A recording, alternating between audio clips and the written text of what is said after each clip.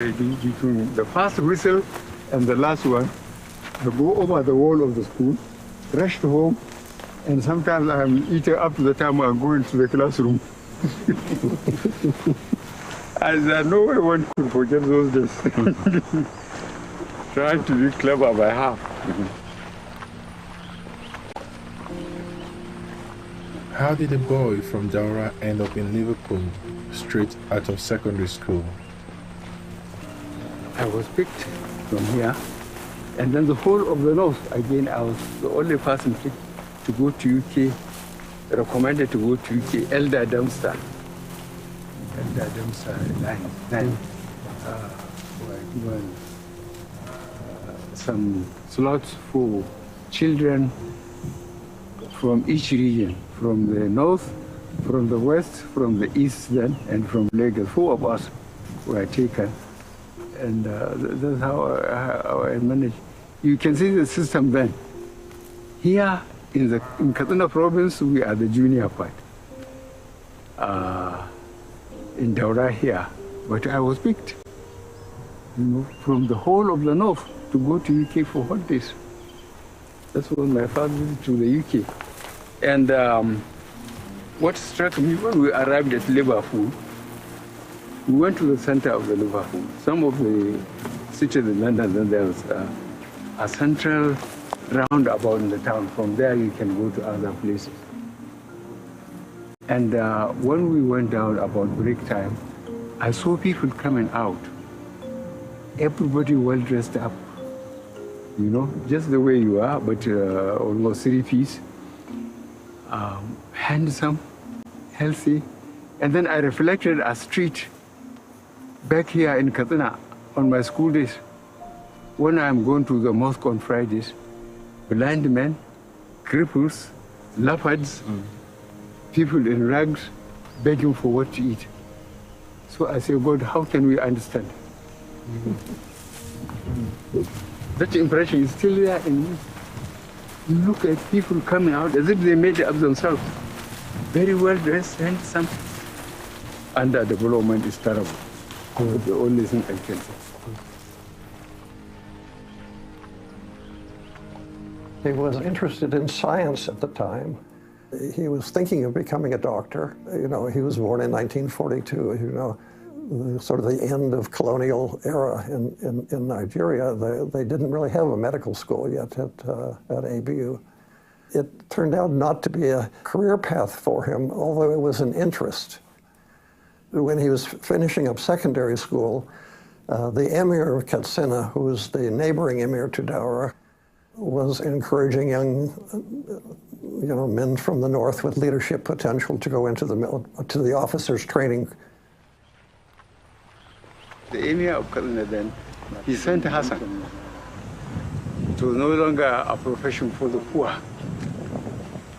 My height was a disadvantage to me. Then there were cadets only in government colleges. Zaria, Kepi in the north, I don't know how many in the south. The provincial secondary school, which was my school, they were not given army cadets. But the Emir of Katsina wanted to make a case to late Sardona that he wanted a cadet school, a cadet in his secondary school in the state. So the Sardona told the Prime Minister, and the Prime Minister told the Minister of Defense. And then Katsina had a cadet, and then a retired ex-World War II veteran from Katsina was made to be in charge of the training. Just because of my height or something, I was picked to be the sergeant. So from there, I was impressed by the military discipline and so on. So when I left, I just went straight to the army.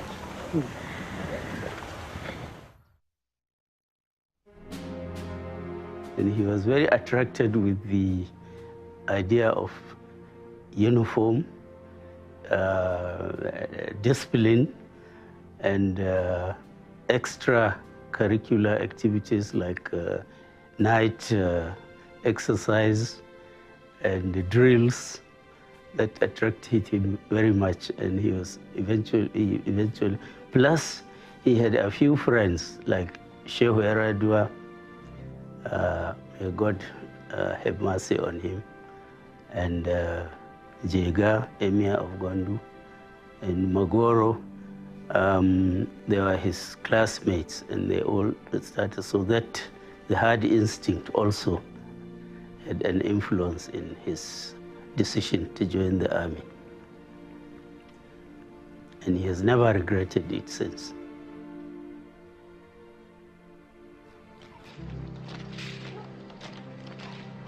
It must have been something for him. I mean, he went into the army to be a soldier.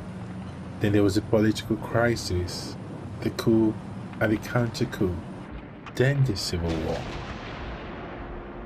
This is where the value of fighting for country comes in, because at every point of his military training, he was taught, you know, you fight for your country, you die for your country, and you do it with honor.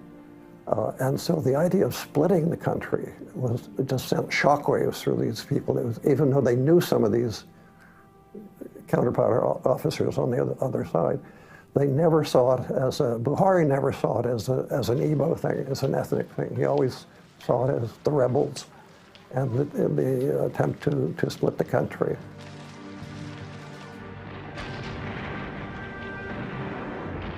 His battalion, the 2nd Battalion Nigerian Army, he was number 2 in the battalion. They were the first to fire shots. A battle in which they were advancing, and the opponents, the rebels,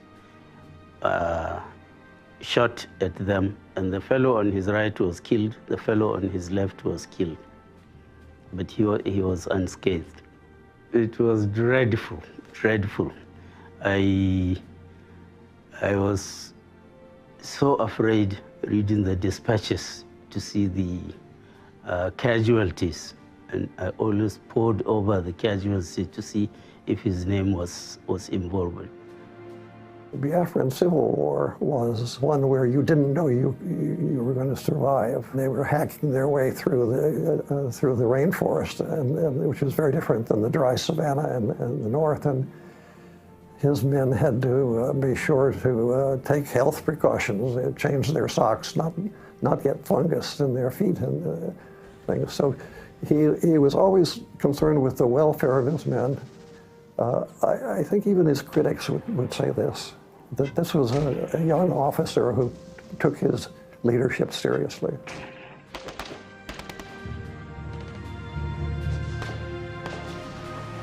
And if I tell you that I walked across Nigeria from Benue State virtually up to the sea when we were fighting the Civil War, the 30 months in the Civil War, I was always in the front, within the small arms range for the 30 months. I was never relieved. But when I was sent to India and the United States subsequently to do my training, people were saying, why always Buhari? But when I was being sentenced to the front, nobody asked, why didn't they bring me back to their headquarters where they have time to drink and dance? This is Nigeria.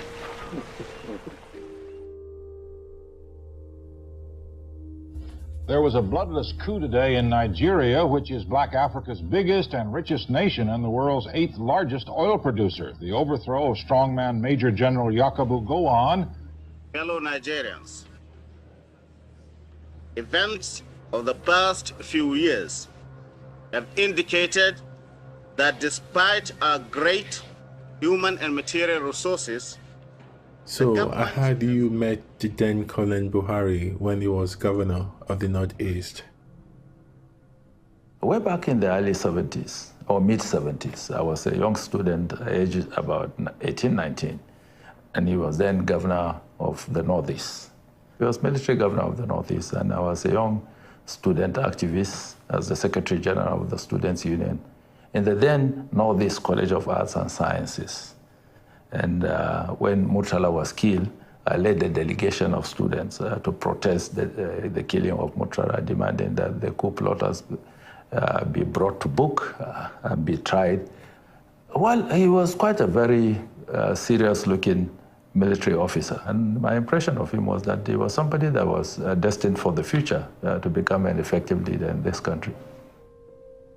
General Shehu Yaradua, may God bless him, may Allah have mercy on him, told me how Buhari was made Minister of Petroleum in Obasanjo's government.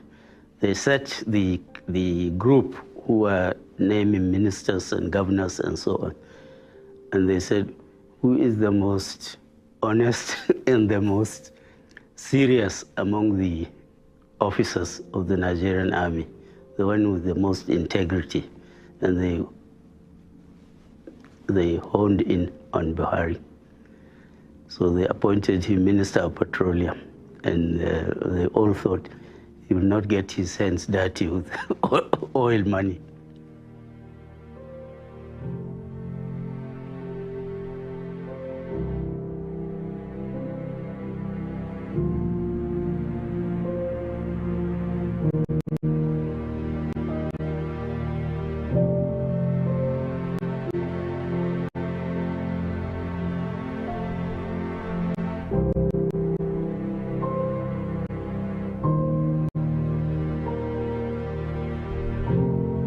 Mania, misuse and abuse of public office for self or group aggrandizement, which had assumed debilitating proportions in the last few years, will be dealt with ruthlessly, no matter whoever may be involved. It wasn't easy in the sense that I noticed a lot of things were going wrong, personally. People were looking for office just to be materially endowed or empowered. I thought it was wrong. I think leadership is a sacrifice. It was clear to the senior officers, including Buhari, that the junior officers were going to do something if they didn't. And the junior officers were taking their cue from next door in Ghana, where Jerry Rawlings had just taken over, a young flight lieutenant in the Air Force, and lined up and shot the previous senior military people who had been ruling the country. So the senior military people in Nigeria thought, we'd better stabilize the situation. We don't want another, Jerry Rawlings situation here.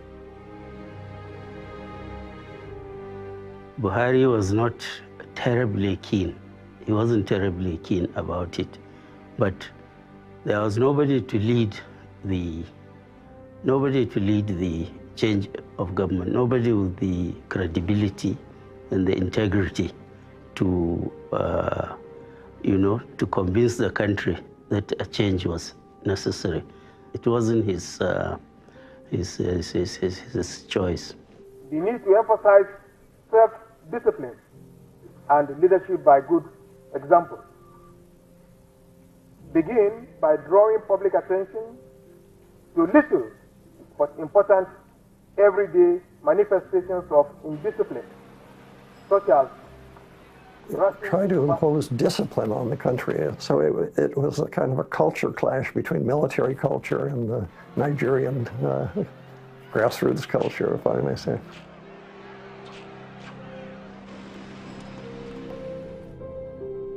The night of the coup, you were with him, right? I was in Lagos and we had dinner and then we talked until about 11 p.m. Then I went back to my digs. We had no idea, no inkling whatever, something was afoot. In the morning, one staff came and told me, look, there has been a change of government. Your uncle has been deposed. The coups in Nigeria have a history of being very violent and very bloody. So I pray to God that they don't kill him or injure him or something of that nature. The people who know him well said he was aware, but the only way he could have prevented it was to execute 6 or 8 of the senior officers, and he wasn't willing to do this. I think he prevented a more serious situation, because when you start killing officers, who knows where it's going to lead.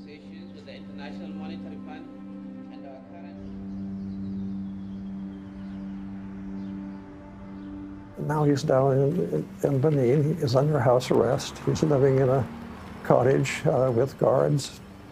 He figured that if Babangida wanted to kill him, he would be dead by now.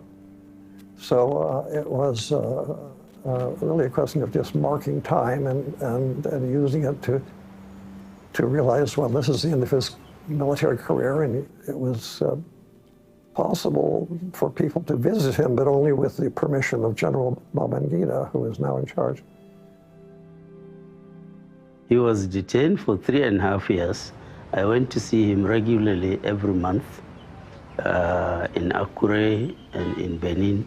Very restrictive, and it's very boring, and he didn't know what eventually the government would do with him, and he was only released on the death of his mother. But throughout, I think his spirit never for a moment broke, because so many people gave me messages to tell him to say, please write to Babangida and tell him, since he has taken over, let him go. He said, no, I'll never write to him. I'll never talk to him. His spirit never broke throughout the 3.5 years.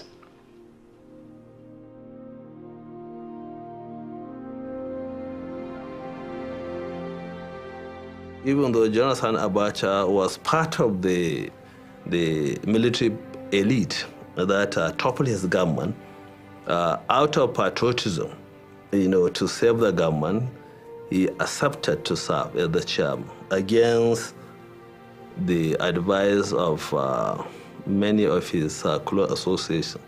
He said, no, it is not about Abacha, it is not about toppling of the government, it is about the country. We need to save this country. We need the infrastructure has decayed. So he accepted the chairman, and quickly he assembled some professionals, largely young men, and we went into work. If you go down even to our hospitals to check, we see, if you see linens that are curtains, shielding the beds, besides the few procurements, you will see PTF inscribed. If you see the roads today and you go through from north to south, there hasn't been any corner you will go through without seeing the project of the PTF. If you see hospitals with equipments, basically even in the theaters today, you will see that you will have the little, inscription of the PTF.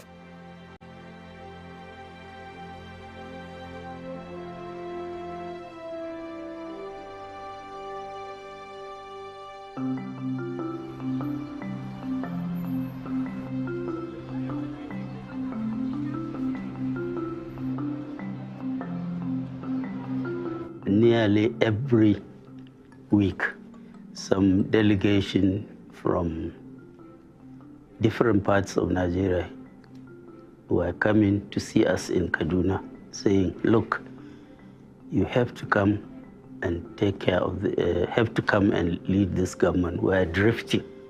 We're going back to the 1983 period. And he resisted this for a long time, until both political parties sent emissaries to tell him that if he wanted, they will give him the ticket to run for the presidency. He succumbed to the pressure. On Thursday, 26th of April, 2002, we went to Daura, where he registered as a card-carrying member of the then APP, which is the second largest party after PDP at that time. I think it was 1,145,359. Yeah, that was his number in the APP.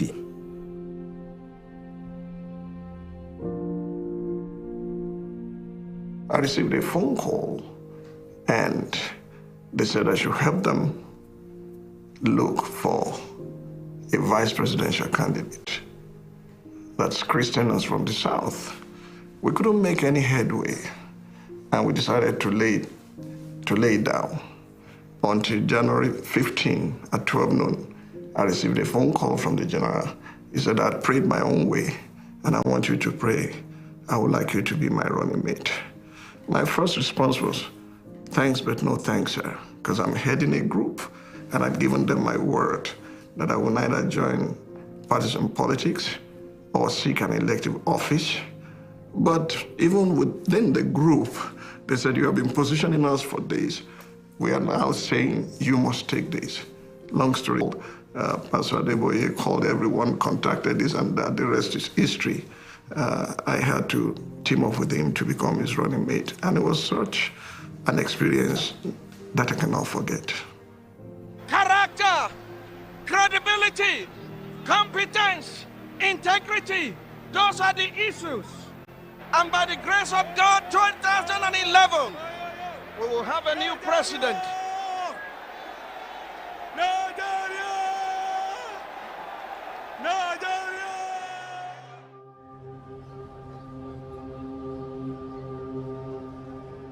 All the three elections were rigged, massively rigged. Let me give you an example. 2007, after our lawyer made his submission to the Supreme Court, I went to his office and I asked for the results of just one of the states. He gave me results of Imo States. I went over carefully over the results, and then they just say, PDP, that's Umar Yar'Adua, 25,000. Buhari, 5,000. Round figures throughout, round figures. The winner of the election, Umar Yar'Adua, himself said the elections were faulty, if you recall.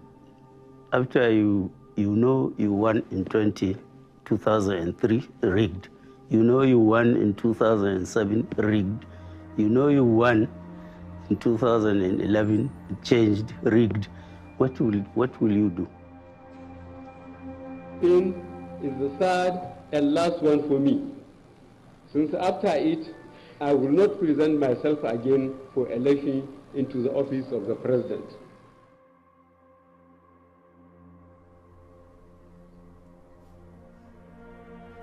So he didn't break down in tears. He just broke down in pity for the system, for the country, and he said, I'll never do it again, never do it again.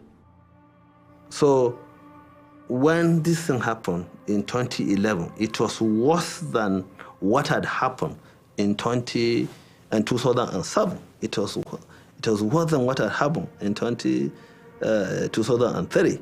So it is this thing, it is not the bitterness that he lost that worried him.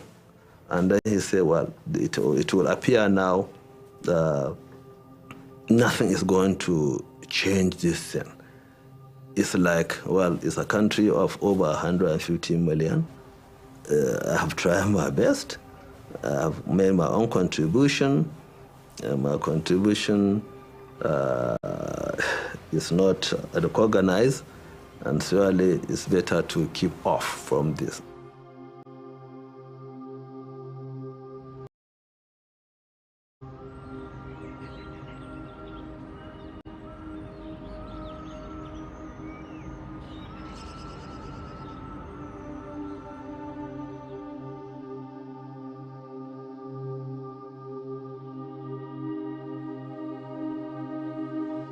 This is his eldest daughter, Magajia.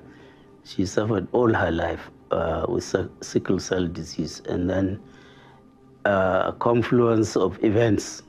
A few days with the announcement, she also died.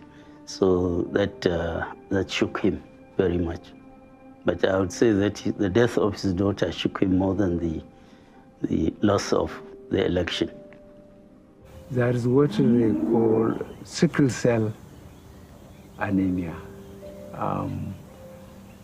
There are people who are SA, there are people who are SS. So I think when the developed countries found about this sickle cell disease, they tried to stop marriage between AS or SS so that they don't have this sickle cell anemia. My first wife, my late first wife, unfortunately, I think she is SA or AS and I'm AS. So my two children, my first daughter and my first son, happened to be SS and they died of it. It was hard, but when I gave to my second wife, I asked who introduced her to me that she must be AA, so that if my child picked the S from me, he could only pick S from A from her. So AS is not normally susceptible to the anemia.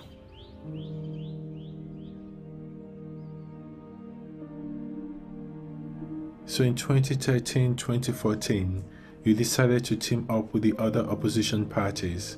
How did that come about? The PDP. We are so confident that nobody could remove them. And I think they just ignored even being careful. So we persuaded the other parties. The CPC, Congress for Progressive Change, which I was leading, the ACN from Southwest mostly, ABGA from Southeast geopolitical zones.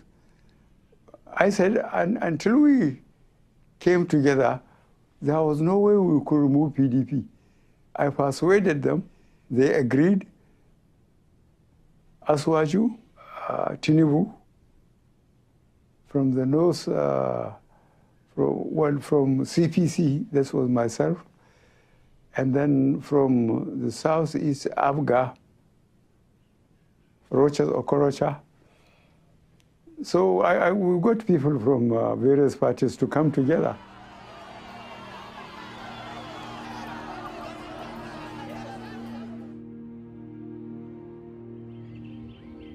Now you had a strong opposition party, but you almost got killed before the election. I think Kwankwaso was very generous. He gave me an armored vehicle, a Land Rover. He said I should be using it because he believes that the competition I am going on, I think there are people who really wouldn't like to compete with me. They would like to eliminate me. I said, okay. So I had to go to Kano, and I was using that Jeep. And a vehicle near the secretariat, federal secretariat in Kaduna, wanted to overtake us. My escort stopped them.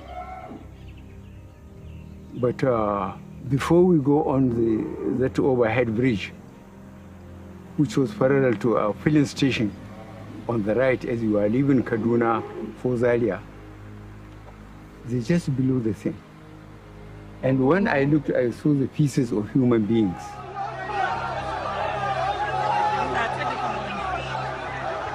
People who were being blasted by the bomb. The chap who we were traveling with in the car on my left was thrown on my left because the bag, you know, the crash bag, which is the vehicle have, some of them, the one on my side was blown. The one on his side, I think, was not blown, so he was thrown on my left. And when I looked, I saw blood on my trousers and on my gown. But none of us, the two people in the vehicle and two of us behind, four of us, none of us were injured. But somehow I saw blood because of the number of people killed outside and by the blast of the bomb. And I came out. I was concerned with the dead people, but some people stopped a vehicle, pushed me inside and drove me home. And that was the end of it. That's how efficient the Nigerian security agents are up to today.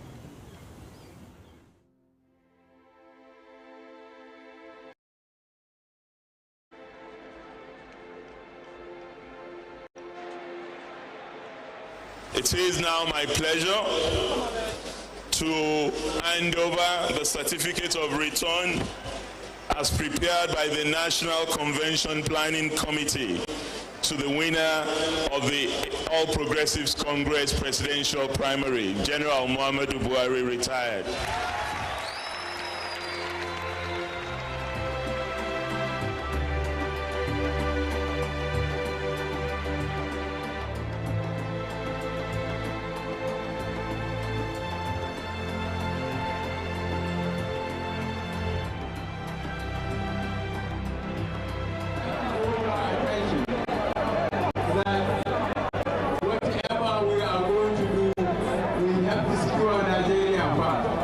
Throughout the campaigns, and we went around in buses a lot, you know. We traveled from state to state, you know. And I recall in particular, we were at I think it was in Zamfara, where we saw these young people, and this always happened, of course, pressing themselves against the window of the bus that went around, you know, shouting, say Baba, you know, Baba or Yo-Yo and all of that. And he said, look at the faces of these young people. He says, the expectations are high, very, very high. He says, and they expect us to do magic the moment we get into office, you know. Look at all of them.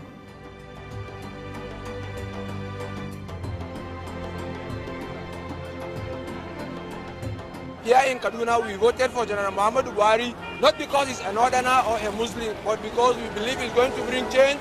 He's going to stop the insecurity, the corruption, and the callousness and the impunity.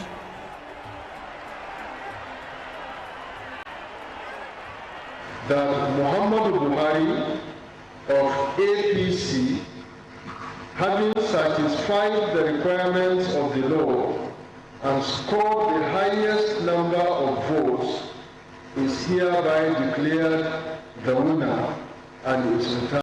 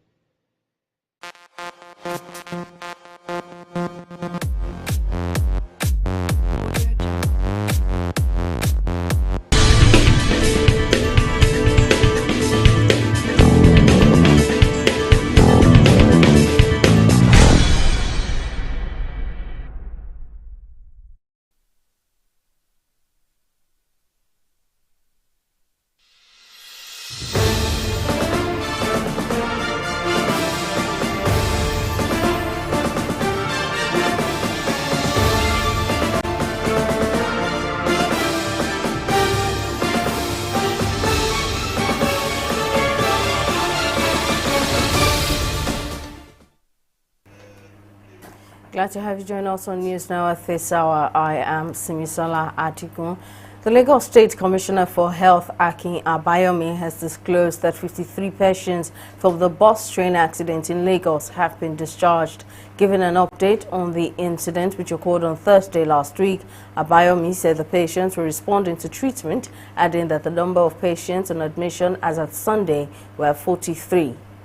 He said that 39 of the patients are in the Lagos State University Teaching Hospital, Lasuth, 2 at the General Hospital, Odon, Lagos, and another 2 at the General Hospital, Bagada. As cash remains scarce, state governments have issued an ultimatum to Godwin Emefiele, the Central Bank of Nigeria governor, and the Federation and the Attorney General of the Federation, Abubakar Malami, to comply with the verdict of the Supreme Court on the controversial Naira swap policy. The State Government Counsel, Abdul Hakim Mustafa, said he expected immediate compliance with the order from the federal government following the court judgment. He, however, threatened to file contempt charges against Emefiele and Malami on Tuesday, March 14, 2023, if they fail to obey the court order. Since the court pronounced its judgment on the matter on March the 3rd, Malami and Emefiele have kept mum over the verdict as traders and businesses continue to reject the old notes. Meanwhile, the Lagos State government has said that it noted the hardships sparked by the Naira redesign policy, which has affected businesses and commercial activities. Governor Sanwo-Olu, in his statement on Sunday, called on business owners, especially retailers, to accept the old 500 and 1,000 Naira notes in line with the Supreme Court judgment on March the 3rd, and that the currency remains legal tender until December 31, 2023. Sanwo-Olu said there is no reason to reject the old notes going by the Supreme Court judgment. The governor also advised all agencies of the Lagos State government not to reject payments made with the old currency by the public. The Independent National Electoral Commission, INEC, has said that over 170,000 polling unit results of the February 25 presidential and National Assembly elections have been uploaded on its result viewing portal, IREV. The Commission also said the reconfiguration of the bimodal voter registration system, BVAS, would be completed by Tuesday in preparation for the March 18 governorship and state assembly elections. Televised interview, INEC National Commissioner Festus Okoye maintained that no political party will be allowed to look into the systems of the BVAS or the biometrics of voters, adding that INEC is the regulator of political parties and the Commission won't abdicate its core responsibility to aggrieved political parties. Okoye said the court judgment that voters could use their temporary voter cards to vote is not applicable for all Nigerians, but for the individuals who went to court.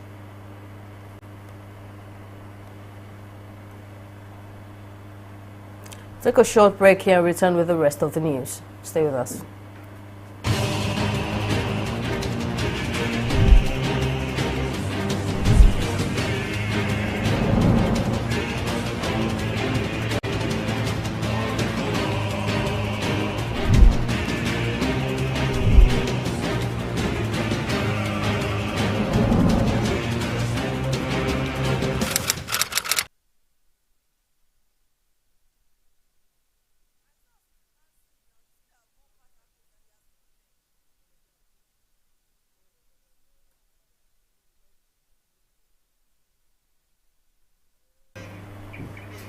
There have been various reactions over the postponement of the state governorship and houses of assembly elections from March 11 to the 18th, stemming from the case brought forward by the opposition parties to permit the inspection of all BVAS machines and ballot materials used for the February 25 presidential poll.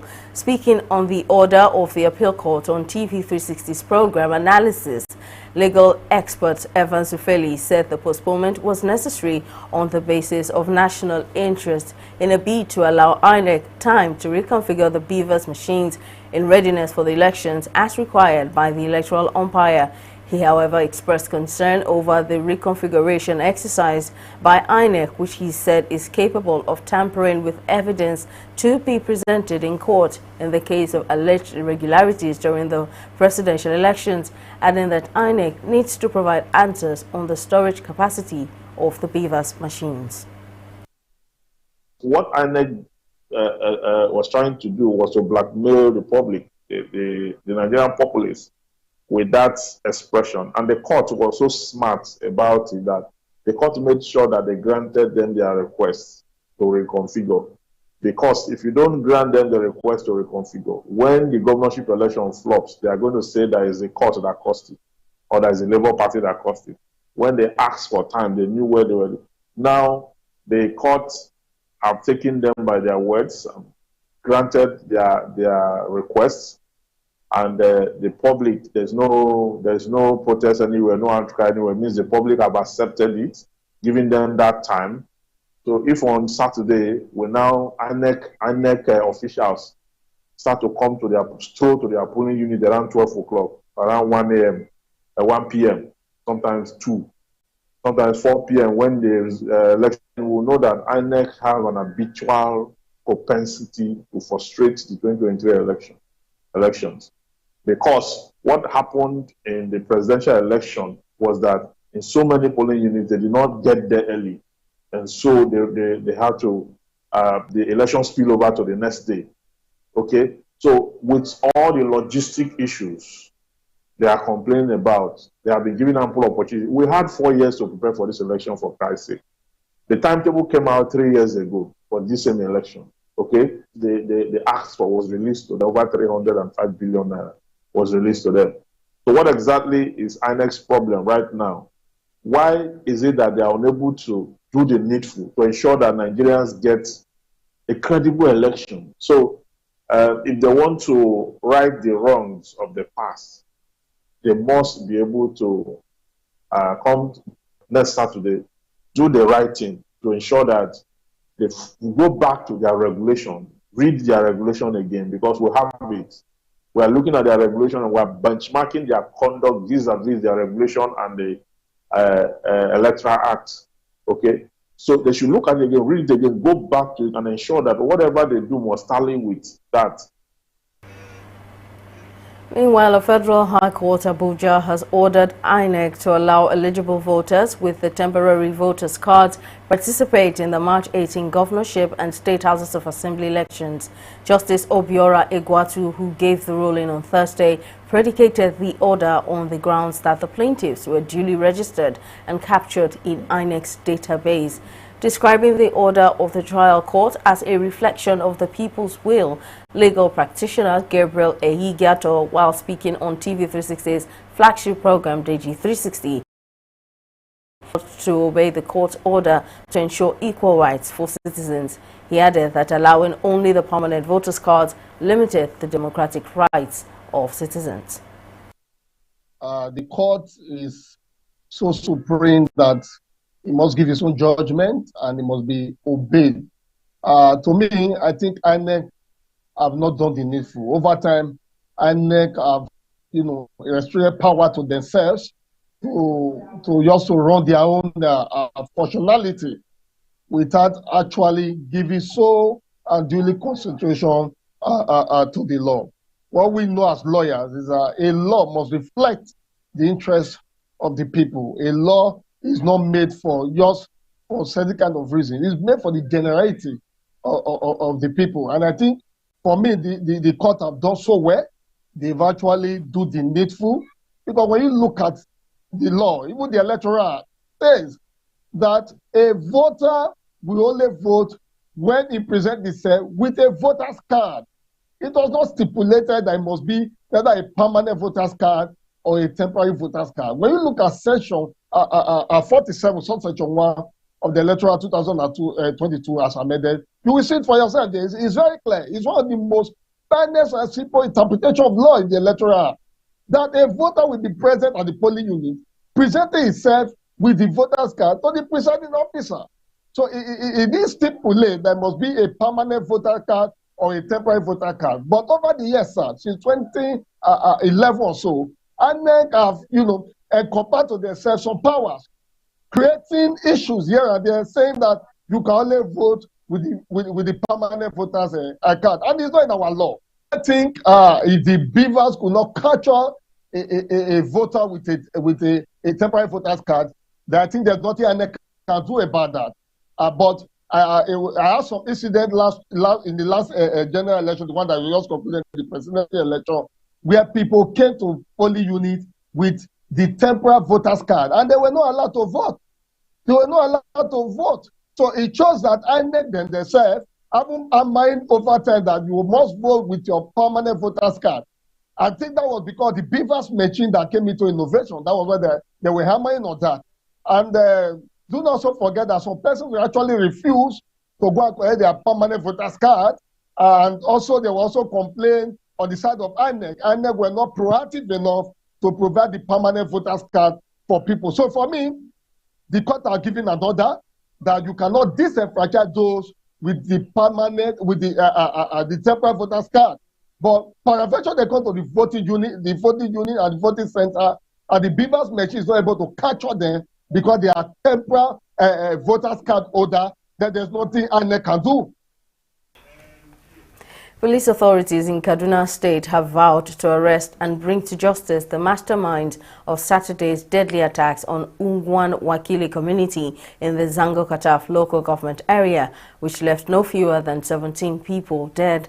A spokesman for the Kaduna State Police Command, Mohammed Jalige, who confirmed the attack in a statement, explained that the timely intervention of joint security personnel prevented the gunmen from unleashing more attacks on the community.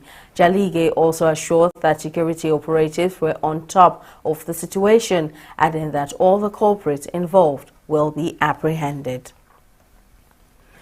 Still on security, the Defense Headquarters, DHQ, says 1,332 terrorists, including their family members, have surrendered to troops of the Operation Hadinkai across the northeastern states in the last 2 weeks. Speaking during a bi-weekly news briefing in Abuja, the Director, Defense Media Operations, Musa Damadami, said 8 terrorists were killed, while 35 terrorism logistics suppliers were arrested and 19 victims rescued. Arrested 35 terrorist logistics suppliers and rescued 19 civilians, while a total of 1,332 terrorists and members of their families, comprising of 222 adult male, 411 adult female, and 699 children, surrendered to troops at different locations within the theater of operations. Following credible information, troops of Operation Safe Haven arrested 5 suspected cattle rustlers and recovered 35 rustled cattle at Lombirin village in Barikin local government area of Plateau State. On the same day, troops of Operation White Stroke conducted raid operations at Utege village in Kasinala local government area of Benue State. During the operation, troops neutralized 1 AK-47 rifle, 8 rounds of 7.62mm special ammunition, 1 mobile phone, among other sundry items. We'll go on a break here and return with COVID-19 updates. To stay with us. Opinions are free, facts are sacred, but truth is universal. How, in practical terms, can we, for instance, de-escalate the tension? President must see himself as the President of the Federal Republic. We know where the enemy is. 3 places. The Lake Chad Basin, the border area between Nigeria and Cameroon, and then the Sambisa Forest. On TV360, we give you a complete dose of everything. Opinion, facts, and undiluted truth. I hardly believe what politicians are saying in this part of the world. A new Nigeria is possible, a future is possible. We delve into the issues, dissect it so that you can understand it, use it to take action. I don't think there's any need for any governor to look for grant for ranching. TV360, dissecting the issues. Nigerians, elections are here again. Let us shun violence. Let us play the game according to the rules. Do not be a thug. Say no to violence. Let's rise and defeat violence, crime, and sabotage against the peace of our nation. Nigeria is the only country we have. We must do everything to keep it united. We must avoid any act that promotes hate and disintegration. Say no to separatist movement, terrorism, fake news, hate speech, religious bigotry, and any act that tends to divide us as a nation. Watch out for strange gatherings and suspicious movements. Restrict access to sensitive documents and data, the disclosure of which may damage national security. Educate your staff and family, particularly on measures to safeguard information and report security breaches. Apply relevant legal security guidelines to protect yourself and your neighbors. Due to misinformation and wrong choices, some idle persons resort to vices in their greed to get rich quick. They resort to kidnapping, killings for rituals, and other heinous crimes. Avoid wrong use of the social media. Before you broadcast that false message, think twice. Ask whether it will promote peace or violence. For safety at home, still be security conscious. Educate your household on safety tips. Report all suspicious movements and persons to the security agencies nearest to you. Be a good citizen. Be patriotic. To pass security information, please call 0813-222-2105, 0915-339-1309, 0908-837-3514, or send a mail to dsspr@dss.gov.ng. This message is from the Department of State Services, DSS. Welcome back. In case you missed any of our news bulletins or for more updates, you can catch us on Limex World TV or log on to our website on www.tv360nigeria.com. You can also follow us on our social media platforms on Twitter, Instagram, and YouTube at TV360 Nigeria. On Facebook, we're at TV360 Online.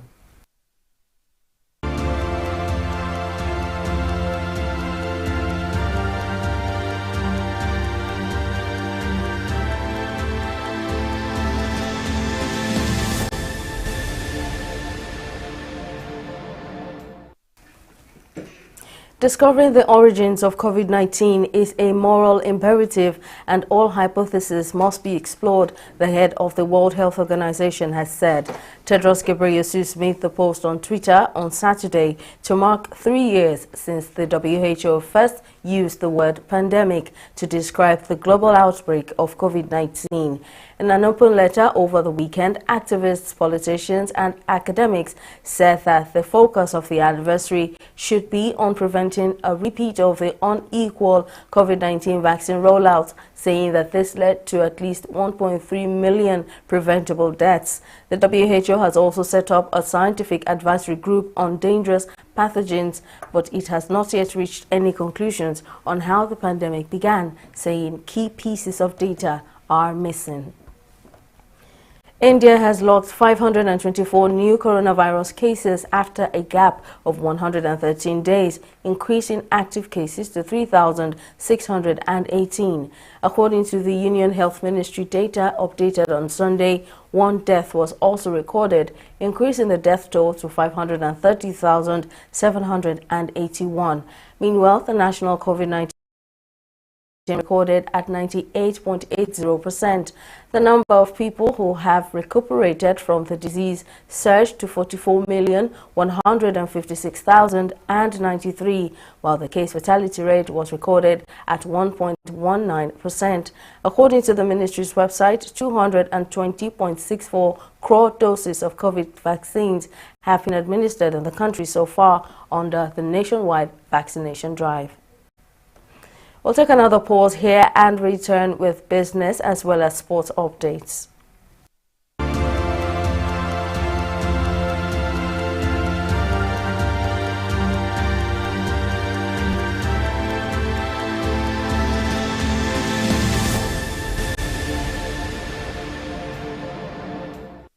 Corruption not in my country. Hello. Alahaji. Right now I'm in Abuja. No.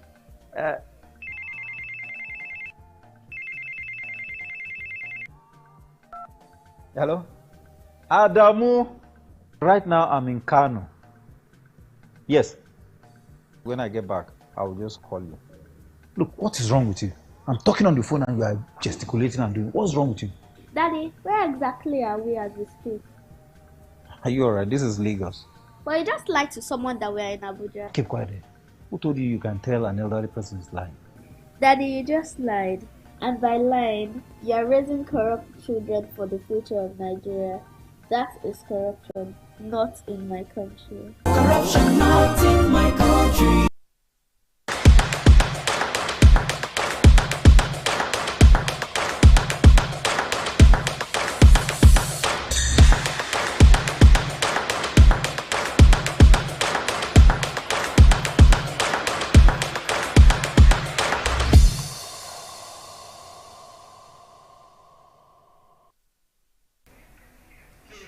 In business, the Central Bank of Nigeria says residents of rural and unbanked areas can no longer swap old notes for new ones through its cash swap program. The acting spokesperson of the CBN, Isa Abdulmumin, who disclosed this on Sunday, said the program had fulfilled its mandate. The CBN had said the cash swap program was aimed at enabling citizens in rural areas or those with limited access to formal financial services to exchange old Naira notes for the redesigned ones. However, the Association of Mobile Money and Bank Agents in Nigeria have described the program as ineffective, insisting that participation by stakeholders was minimal. Fifth-generation technology rollout and investment in communication infrastructure has increased foreign investment into the telecommunications sector by 129.21% in the first 11 months of 2022. According to capital importation data from the Central Bank of Nigeria, capital importation into the telecom sector, which was $174.47 million from January to November 2021, jumped to $399.91 million in the corresponding period of 2022. This leap in investment came after the successful auctioning of 5G spectrums to MTN Nigeria and Mafab Communications Limited in December 2021. According to telecom experts, 5G is expected to headline network investment and drive foreign investment into the sector. And oil prices ticked up in Monday's Asian trade, reversing a weak start as a recovery in Chinese demand and a weaker dollar provided support to a market rattled by the prospect of possible further U.S. interest rate increases. After initially slipping in early trading, Brent crude futures were up 25 cents to $83 per barrel. West Texas Intermediate crude futures ticked up by 23 cents to $76 a barrel. Oil's fluctuating start to the week follows positive momentum on Friday when U.S. employment data surprised to the upside amid worries about further monetary tightening by the Fed, which have been worsened by high crude oil inventories. And in Iran, the government has announced more than 100 arrests nationwide over the mystery poisonings of thousands of schoolgirls, charging that the unidentified alleged perpetrators may have links with hostile groups. Iranian Interior Ministry Ahmad Vahidi announced the arrest over the suspected poison attacks in more than 200 schools that have sparked fear and anger among pupils and their parents. In the wave of cases since late November, schoolgirls have suffered fainting, nausea, and other symptoms after reporting unpleasant odors on school premises, with some being treated in hospital. In sports, Arsenal have restored their 5-point lead at the top of the Premier League after an easy 3-0 win against Fulham at Craven Cottage on Sunday. The Gunners blew away their London rivals in the first half show that saw Gabriel Magalhaes, Gabriel Martinelli and captain Martin Odegaard finding the net, with January signing Leandro Trossard supplying the assists for all 3 goals.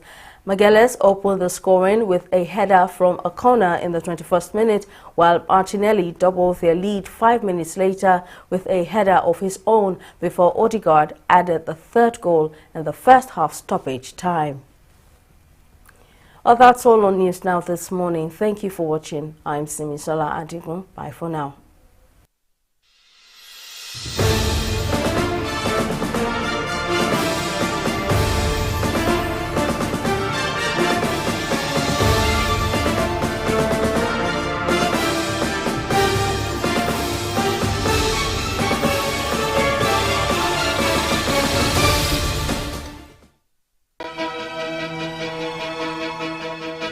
Opinions are free, facts are sacred, but truth is universal. How, in practical terms, can we, for instance, de-escalate the tension? President must see himself as the President of the Federal Republic. We know where the enemy is. 3 places. The Lake Chad Basin, the border area between Nigeria and Cameroon, and then the Sambisa Forest. On TV360, we give you a complete dose of everything. Opinion, facts and undiluted truth. I hardly believe what politicians say in this part of the world. A new Nigeria is possible, a future is possible. We delve into the issues, dissect it so that you can understand it, use it to take action. I don't think there's any need for any governor to look for grant for ranching. TV360, dissecting the issues.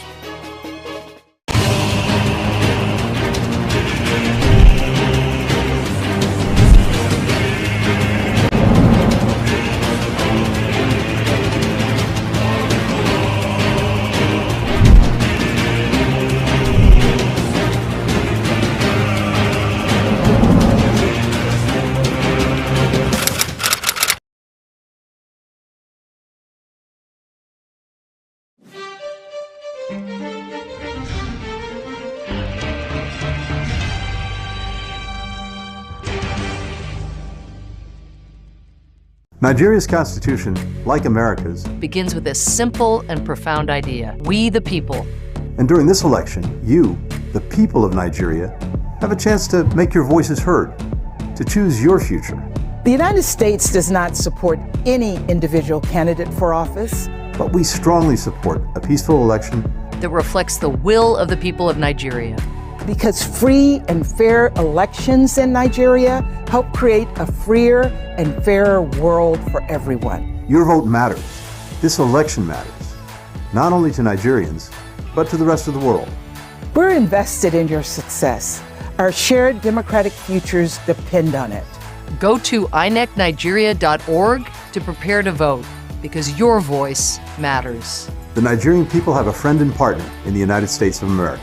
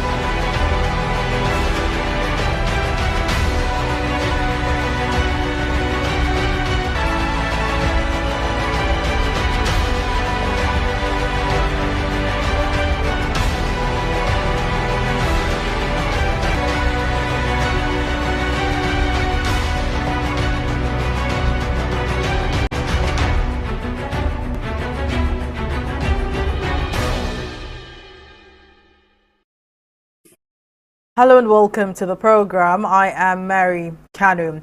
Amid the controversy surrounding the transmission portal of the Independent National Electoral Commission, IREV, the electoral body has confirmed the one-week postponement of the governorship and state houses of assembly elections originally scheduled to hold on Saturday, March 11. The election is the second round of the 2023 general election that started with the presidential and National Assembly election conducted on February 25. Given reasons for the postponement, INEC's National Commissioner for Voter Education, Festus Okoye, said the commission needs time to recollection, in which INEC declared the All Progressives Congress candidate Bola Ahmed Tinubu as winner and have called for the conduct of another round of elections. Now, to give more insight into this development, I'm joined on the program by Dr. Dayo Kayode, who is also a political affairs analyst. Thank you very much for joining me. All right, now let's begin. Now, from reconfiguration of the beavers to the postponement of the governorship election, basically, what are your thoughts on, all of the issues that have sprung up concerning the elections? My thought is just very simple, that Nigeria is always in an act of season films. Okay, season films in terms of when the results of elections were declared, some aggrieved candidates went to the court. And the court said, okay, we are going to allow you to inspect all the sensitive materials that were used to conclude the election. And they were granted. Somehow, INEC went to the same court that, listen, we need to reconfigure these machines to be able to conduct the governorship and the houses of assembly elections. And that same court granted INEC. Now the question is, which one do we follow? Is it not the same thing that the two of them are presented to the court? Why are we now having two different judgments? Again, by the time those machines were being configured, are we still going to be able to have all those proofs, exhibits that the aggrieved candidates want to present in the court? Again, I read in the news, was it yesterday or this morning, that even INEC did not allow the independent observers to even stay with them while trying to reconfigure some of those things. So that means, ab initio, the courts that the aggrieved candidates are even going to will not be having enough evidences to be able to adjudicate appropriately on this inappropriate presidential election that just happened in our country. Is this what you're trying to say, that the postponement of the elections for just 1 week is not necessary? Even for me, the governorship and our houses of assembly election ought to have been postponed indefinitely until when all those machines had been fully inspected, by the forensic experts and the independent observers. Now they will know that, yes, they have gotten their facts and figures as we guess what went wrong. As to last election, then we can now forge ahead. Because listen to this. There can be only peace and unity in the society where there is rule of law and rights of individuals being respected. How can INEC come up with some procedures and how to go about the elections through the Electoral Act? And this same INEC decided out of his own volition to go against all these things without properly informing the stakeholders. Where do we go from here? Where is the social justice there? Now, okay, do you think all of this is a consequence, all of these issues, they are just the consequence of maybe the cost of also broken trust, the people not having trust in INEC anymore, if everything had gone well in the first round of the election? Yeah, you're very right. Because for me, on different platforms, I've been trying to apologize to Nigerians for even encouraging them to believe in INEC. Because I've been one of those that have been giving Professor Mahmoud, the chairman of INEC, kudos and regards his utterances, his plans, his level of preparedness as regards this election. But it's so unfortunate that the whole thing has been muddled up. And so many people have been listening to that and say, Dr. K, but you said this, you said that. Look at what we're experiencing now. Look at what we're experiencing now. It is appalling, appalling. We need to, first of all, make INEC to gain the confidence of the people before we can continue this election. All right. Now, just after the court ruling, INEC released a statement saying that the court process delayed the preparations for, the March 11, which was postponed to March 18, for the governorship election, that there was a delay in preparation as a result of the court process. Now, do you think perhaps if, the aggrieved parties, that's the People's Democratic Party, Atiku Abubakar, and the Labour Party, Peter Obi, if they had approached this case of rigging differently, the second round of the elections, which should have been held on March 11, would have been held? The question is this: when there is an issue, or let me put it this way, you are traveling on a particular road, and there's let us use Lagos that we're all aware of. Lagos, you are traveling from Oronshoki to the island. Definitely, you have to pass through the Third Mainland Bridge, and then Third Mainland Bridge, all of a sudden, God collapsed. What do? Can you jump over Third Mainland Bridge? Until when Third Mainland Bridge has been repaired and make it motorable before you can move ahead.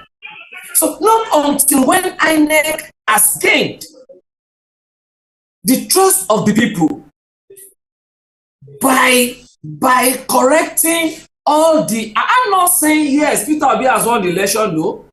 I'm not saying Bola Ahmed Tinubu has not won the election. No. What I'm saying is let us have the trust of the people that whoever INEC is declaring will be acceptable by the stakeholders.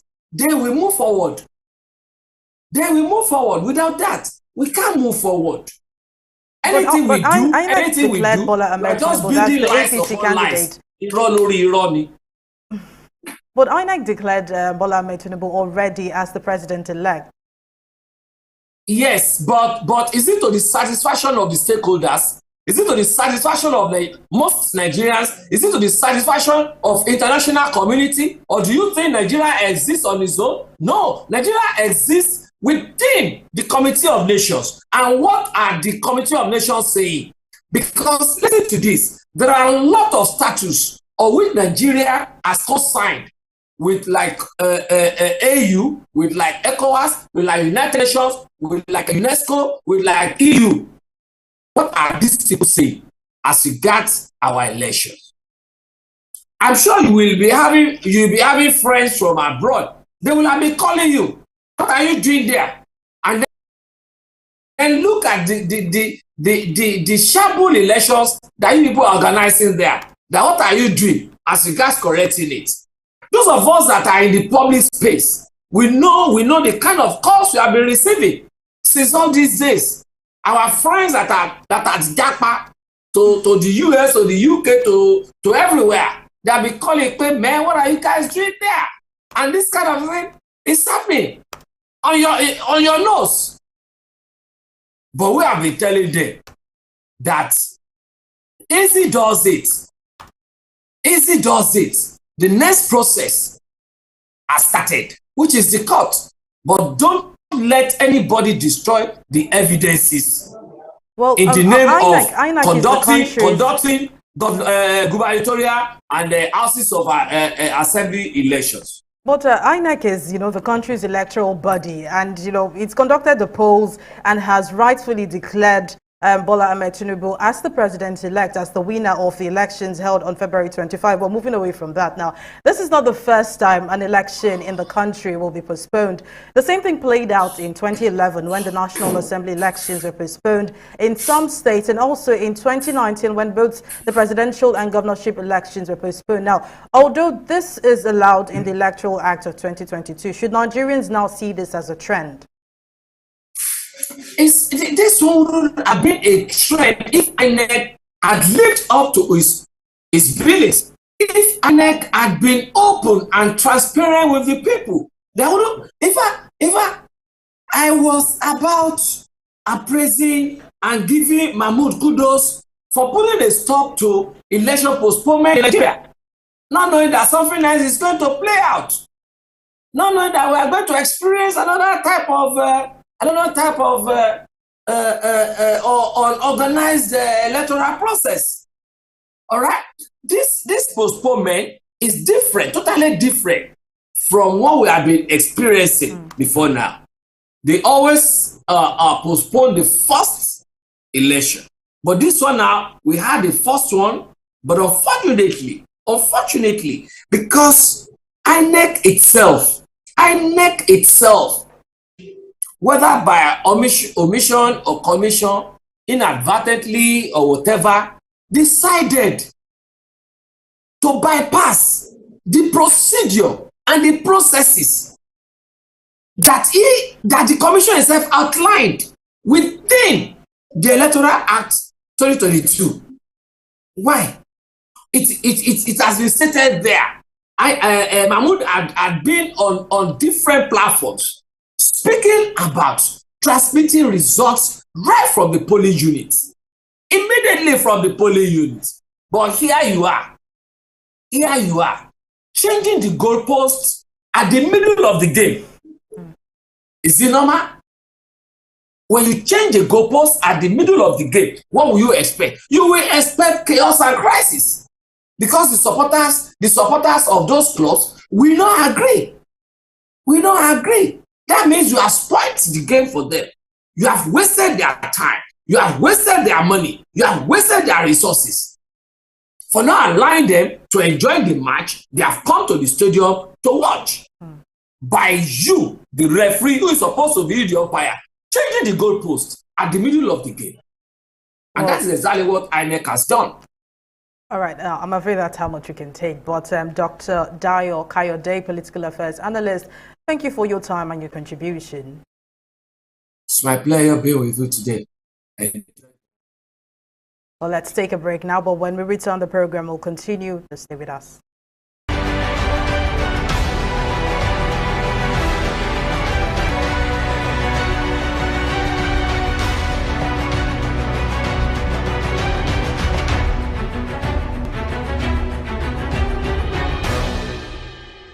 Welcome back. We're still talking about the postponement of the governorship election from March 11 to 18 and also the reconfiguration of the Beavers machine. Well, joining me now to give a legal perspective into this matter is Evans Ufeli, legal expert. Thank you very much for joining me.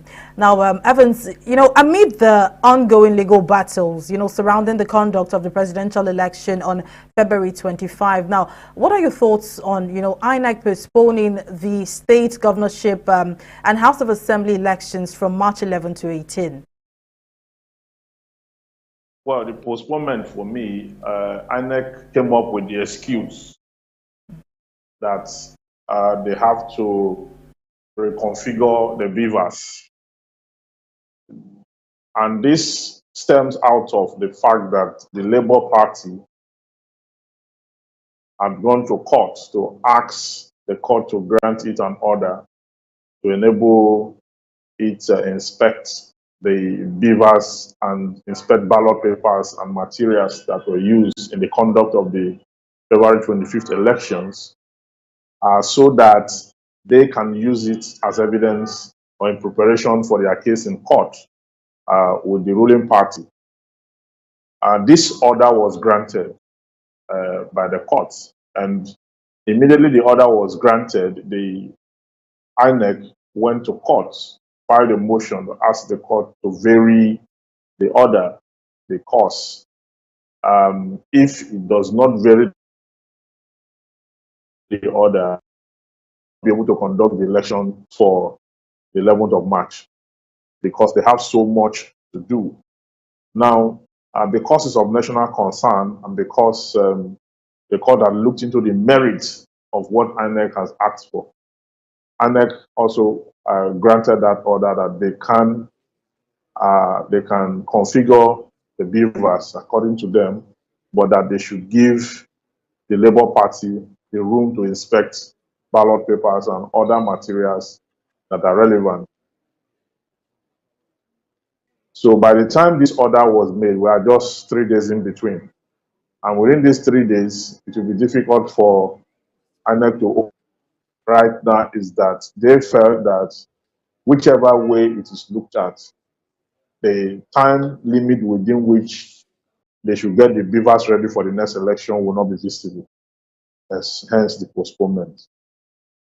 All right, now, INEC explained in a statement, INEC explained that the reconfiguration was to enable it to deploy the beavers for the forthcoming governorship, and state House of Assembly polls. But many Nigerians have expressed concern, that this will grant INEC access to tamper with the evidence and compromise the pending litigations on the controversial presidential poll. Now, do you think this will further worsen the credibility of the entire process? I think it will because in the rules of evidence, for lawyers understand the rules of evidence are that you do not tamper with a document, electronic or hard copy or whatever. It is wrong to do that. So, INEC have not explained to Nigerians how the beavers work. Does the beavers have a storage capacity?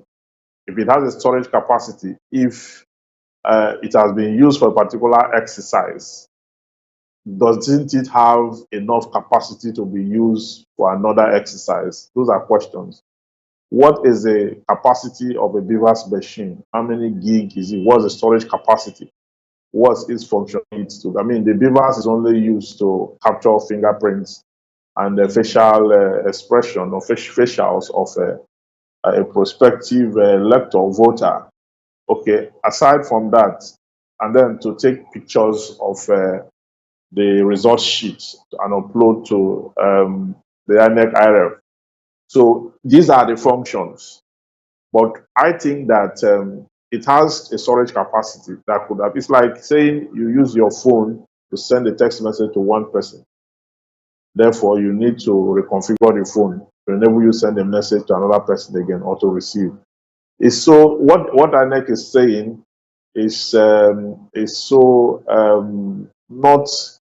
What they are saying doesn't really follow because what I know about electronic devices is that they can be used for multiple occasions, but they have said that they can't use it until they have reconfigured it. Whatever that means is for them to explain, which they have explained to the court and the court has granted. So even after the court granted that order, they still went ahead to postpone the elections. And for me, evidence is tainted once you introduce any other thing that will amount to altering the originality of this evidence. That's the question everyone is asking. All right. So, INEC has also said this election will not hold, due to, logistic crisis, stemming from same beavers that we're talking about, the configuration and then transportation to the polling units. Now, so since the INEC has scheduled or rescheduled the elections from March 11 to 18, do you think this 1 week break will help solve the glitches? True that with 1 week, they will be able to put their house in order within 1 week to ensure that they have a hitch-free governorship election. They must have thought it through. That is the presumption here, okay? So, with the time given to them and with the fact that the court also was generous to them, so that they don't turn out to, because what INEC was trying to do was to blackmail the public, the Nigerian populace, with that expression. And the court was so smart about it that the court made sure that they granted them their request to reconfigure. Because if you don't grant them the request to reconfigure, when the governorship election flops, they are going to say there is a court that caused it, or there is a Labour Party that caused it. When they asked for time, they knew where they were.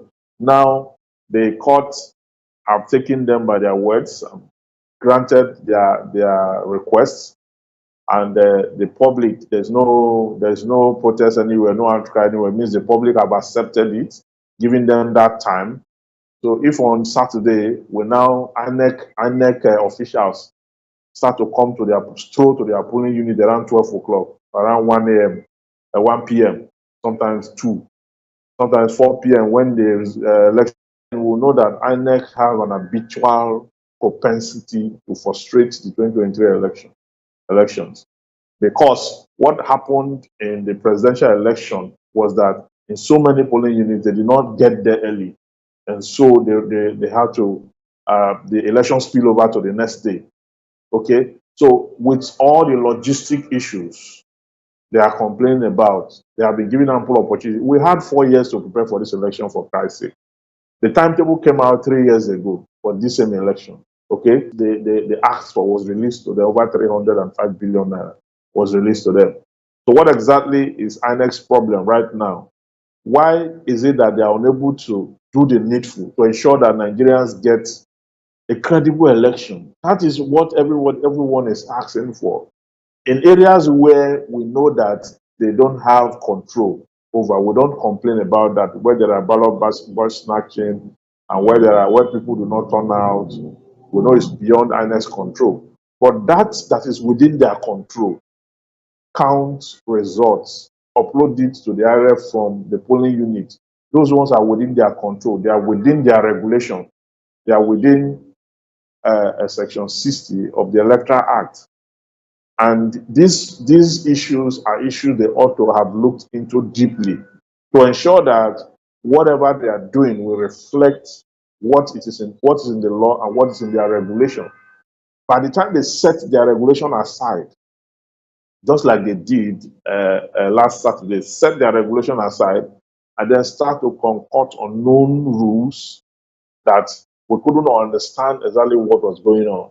So if they want to right the wrongs of the past, they must be able to come next Saturday, do the right thing to ensure that they go back to their regulation, read their regulation again, because we have it. We are looking at their regulation and we are benchmarking their conduct vis-a-vis their regulation and the Electoral Act. Okay? So they should look at it again, read it again, go back to it and ensure that whatever they do must tally with that. As regards the beavers and the evidence, how it's going to turn out, that one is the judiciary that will interpret and determine what the outcome of that has been pulled off them. What they can do now is to ensure that they conduct the election, make sure that they upload the result immediately. Not what they did, what they are doing now, where they are uploading results anytime they like.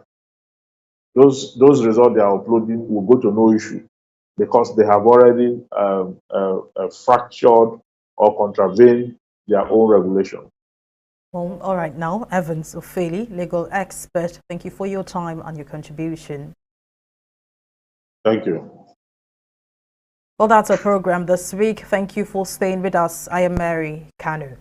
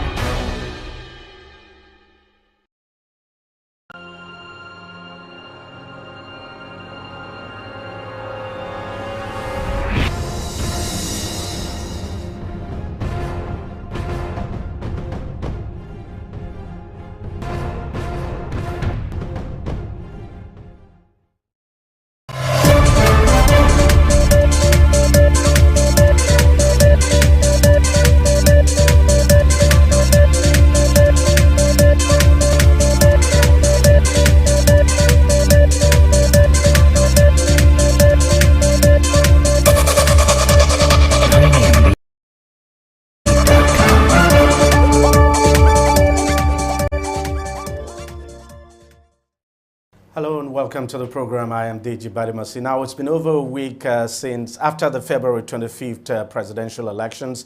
And of course, there's still so much talk about the functionality of the BVAS machine and alleged sabotage in uploading election results on the portal of the Independent National Electoral Commission, INEC. The presidential candidates of the Labour Party and the People's Democratic Party have both headed to the court now, especially that's the Presidential Election Petition Tribunal now, to establish that each of them actually won the election and that the process was rigged against them.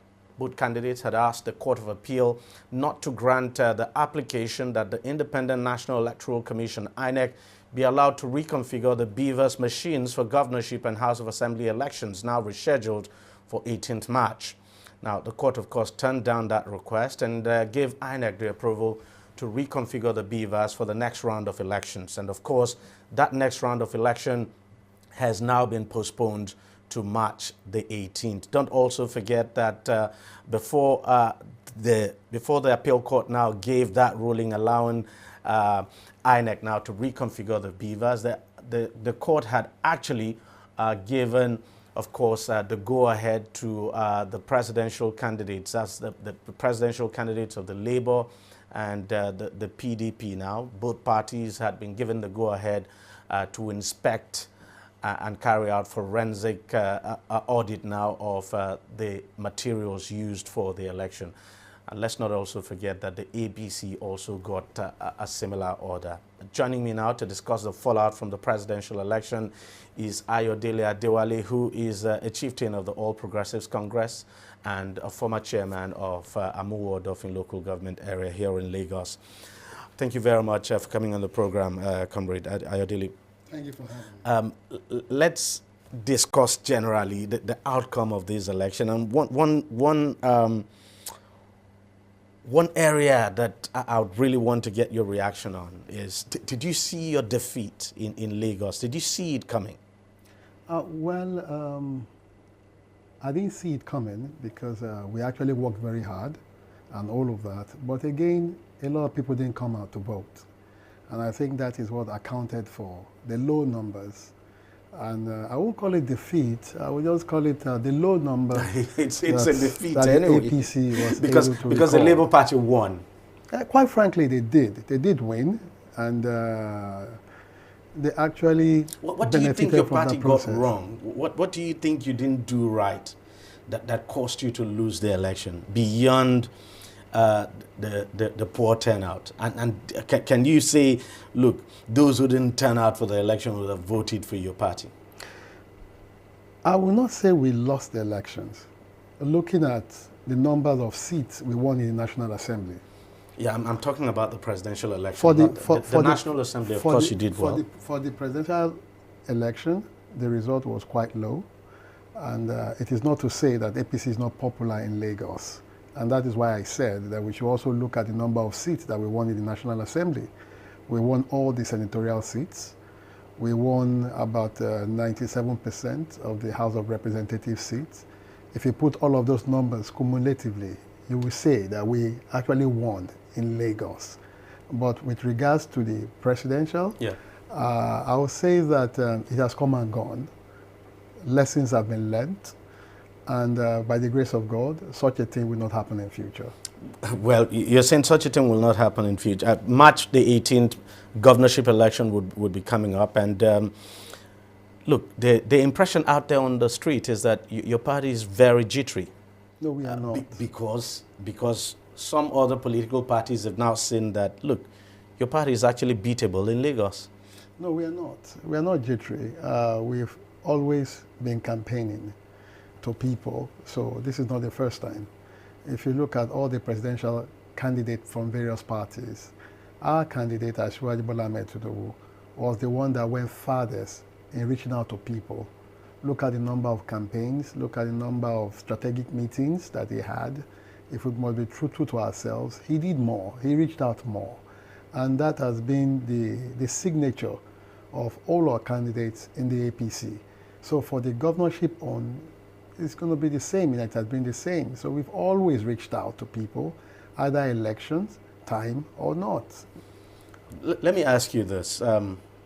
When you look at the other political parties. I mean, you look at the candidate of the PDP, Olajide Adediran, you look at the candidate of the Labour Party, Gbadebo Rosevival, who, of course, no doubt has sort of gained momentum after the presidential election. Which of these candidates now are you really concerned about that you think can really give you a run? I'm not concerned about any of them. I'm more concerned about Lagosians. I'm concerned about the already going on programs that the APC has embarked on. I'm more concerned about Lagos benefiting from the center, most importantly. Now that a former governor of Lagos is the president of the Federal Republic of Nigeria, he knows the ropes, he knows the gaps, he knows the benefits that should be accrued to Lagos. The issue of special status will now be discussed in a very robust manner in the National Assembly. And of course, Lagos will get what it deserves. The issue of investors having more confidence in Nigeria, to come into Nigeria, come into Lagos to invest. That is what I'm concerned about. And you have every confidence that your party can win the governorship election? We are going to win the governorship, no doubt about that. What I'm looking forward to is to have a seamless growth for Nigeria and in Lagos. Don't be quick to forget that Lagos has the biggest economic hub in Nigeria, and of course it's the biggest fifth economy in the whole of Africa. By the time Asiwaju finishes his 4 years, the ranking will change. Lagos perhaps might be the first or second biggest economy in Africa. Remember that when Asiwaju was governor of Lagos, he used his political capital to bring in Enron to produce energy in Nigeria as IPP. But it was frustrated by the Obasanjo-led PDP administration. If we have achieved that in year 2000, 23 years after, you can imagine where Lagos but the truth is that as we speak today, of course, your victory in the presidential election and of course that of Asiwaju Bola Tinubu is still under a very big question mark. I mean, you know, that victory has been challenged in court as we speak. You look at the way the election went, especially with the issue of the beavers and the non-transmission of results now, you know, real time to the INEC, that's the IREV now of INEC. Do you think, you know, this whole issue about INEC not transmitting the results real time and all of that, do you think it has tainted, don't you think it has tainted the victory of, you know, probably in a bad way now, the victory of your party in the presidential election? Well, I would have loved to talk more about that, but again, it will amount to sub judice. The matter is in court. Let us listen to what will come out from the court. As it is now, the court has given INEC the go-ahead to recalibrate those beavers' machine, and it also implies that the show must go on. Let us see what will come out. We have brilliant lawyers in Nigeria. They will go there and argue their cases out. APC has very good evidence to prove their case that we won the elections. Historians and students of history will also learn from that. We saw the two-thirds majority that frustrated Chief Obafemi Awolowo from becoming the president of Nigeria. If that thing had not happened, I'm very sure Nigeria will not be where we are today. We would have been among the top-ranking countries of the world. But looking at the beavers machine itself, would you say it was a game changer in this election? No doubt. The beavers machine is a game changer. The beavers machine have shown very well that more Nigerians now have confidence in our electoral process, especially the youth. Never in our political history have we had such amount of youth having this much interest in the electoral process. What difference do you think the beavers actually made? Well, the beavers was able to cut out ghost voters. More importantly, it was able to cut out parties writing figures that we have seen during the PDP era and all of that. The beavers have shown more transparency to our electoral activity. And I think the technology also should be improved more.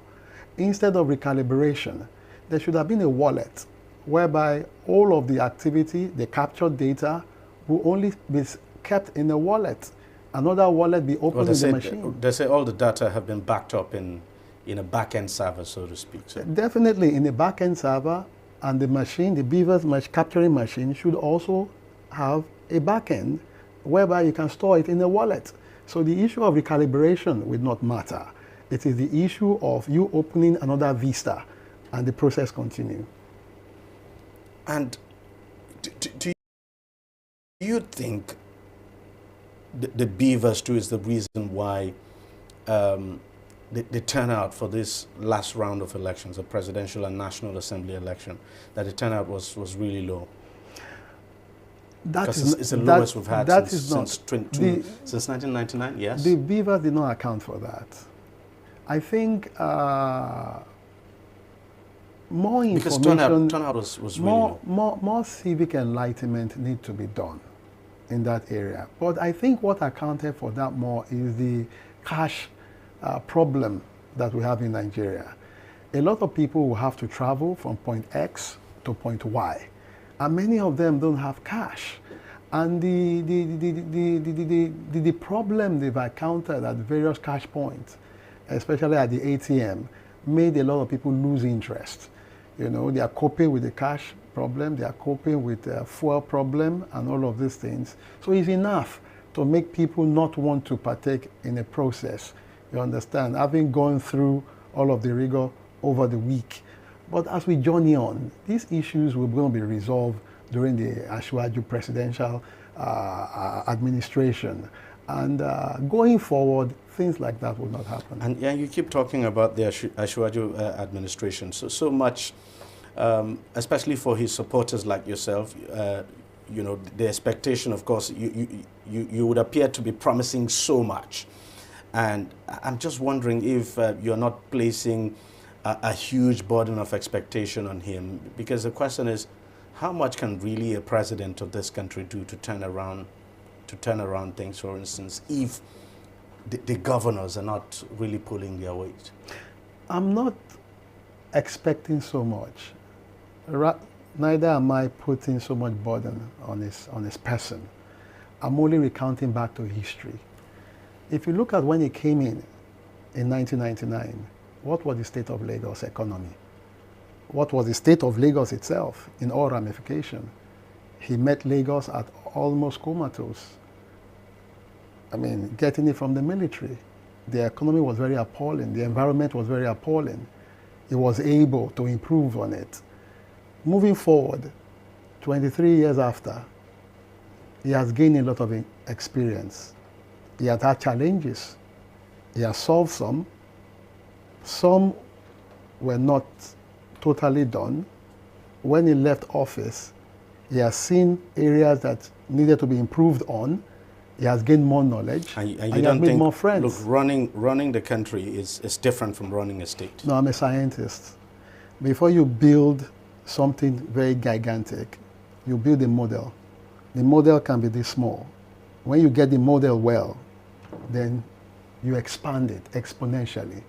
That is how it is. Lagos itself can be called a country. Lagos is bigger than most countries in Africa or in the world, right? Now, the population of Lagos, if you can manage the population of Lagos to achieve this much prosperity that we have in Lagos, and economists have said that it is the 5th biggest economy in Africa, that is attracting a lot of investment and investors, of course, Nigeria should not be a problem. Well, we just have to wait and see. But let me ask you a final question. What do you think Nigerians should expect from, you know, a Bola Tinubu government? Nigeria should expect the best. Now you have a master mariner that is navigating the ship. You have someone that has political capital without borrowing money. He has been able to solve major big problems in Lagos. Take, for instance, the ozone surge that was almost taking over the whole of Victoria Island. And he brought investors, and they created a new city, the Coup Atlantic, that did not only add to more land space, it also improved on the aesthetics of Lagos and the IGR of Lagos. Well, again, as I said, we just have to wait and see. But it's good you pointed out the fact that look, Lagos could be a scale model. But mind you, Lagos is a model. And many of the people in Lagos have also gone to the center to assist the federal government. Take Mr. Benakabueze, that was able to assist with our budgetary system. Take Mr. Fowler, that was able to assist with the federal inland revenue to improve on the revenue system to the extent that when we had an issue with oil revenue, it was the tax that was able to calibrate our economy. You understand? Take, for instance, the vice president, that was the former commissioner of justice in Lagos. He was taken to the center, and he was also able to add his value. Take Mr. Raji Fashola, the former governor of Lagos, that was taken to works and housing infrastructure. Under the Buhari administration, we have more infrastructural projects that is very visibly seen. You have the second Niger Bridge completed, many roads were done, and so many things. Even the former deputy governor of Lagos, Mrs. Orolope, was also taken to the federal. So okay. Actually, you have more of them all around the place that can, bring a lot. Just before I let you go, just one final question before I let you go. The governor of Lagos State was speaking the other day, I think, on a television program, and he did confirm that, look, part of the reasons why your party lost the presidential election in Lagos State, he gave, one of the reasons he gave is that there's internal problems within the party. I know you're also an official of the party. I'm just wondering, how serious is this internal problem, and has the party been able to resolve it? Are you going to the next round of election, the governorship and state assembly elections now? Are you going into that election as a united front in your party? Every system will have its own challenge, but the most important thing is to surmount those challenges and come out strong. The APC is very strong. We are moving strong, and we are going to win big in this governorship election. So your problems have been resolved? We've solved our challenges. All right. Adila Adiwali, thank you very much for coming on the program, and thank you for talking to us. Thank you for having me. All right, we'll take a short break, and when we come back, we'll have more on the BVAS machine. Stay with us, don't go away. Opinions are free, facts are sacred, but truth is universal. How, in practical terms, can we, for instance, de-escalate the tension? President must see himself as the President of the Federal Republic. We know where the enemy is. 3 places. The Lake Chad Basin, the border area between Nigeria and Cameroon, and then the Sambisa Forest. On TV360, we give you a complete dose of everything. Opinion, facts, and undiluted truth. I hardly believe what politicians say in this part of the world. A new Nigeria is possible, a future is possible.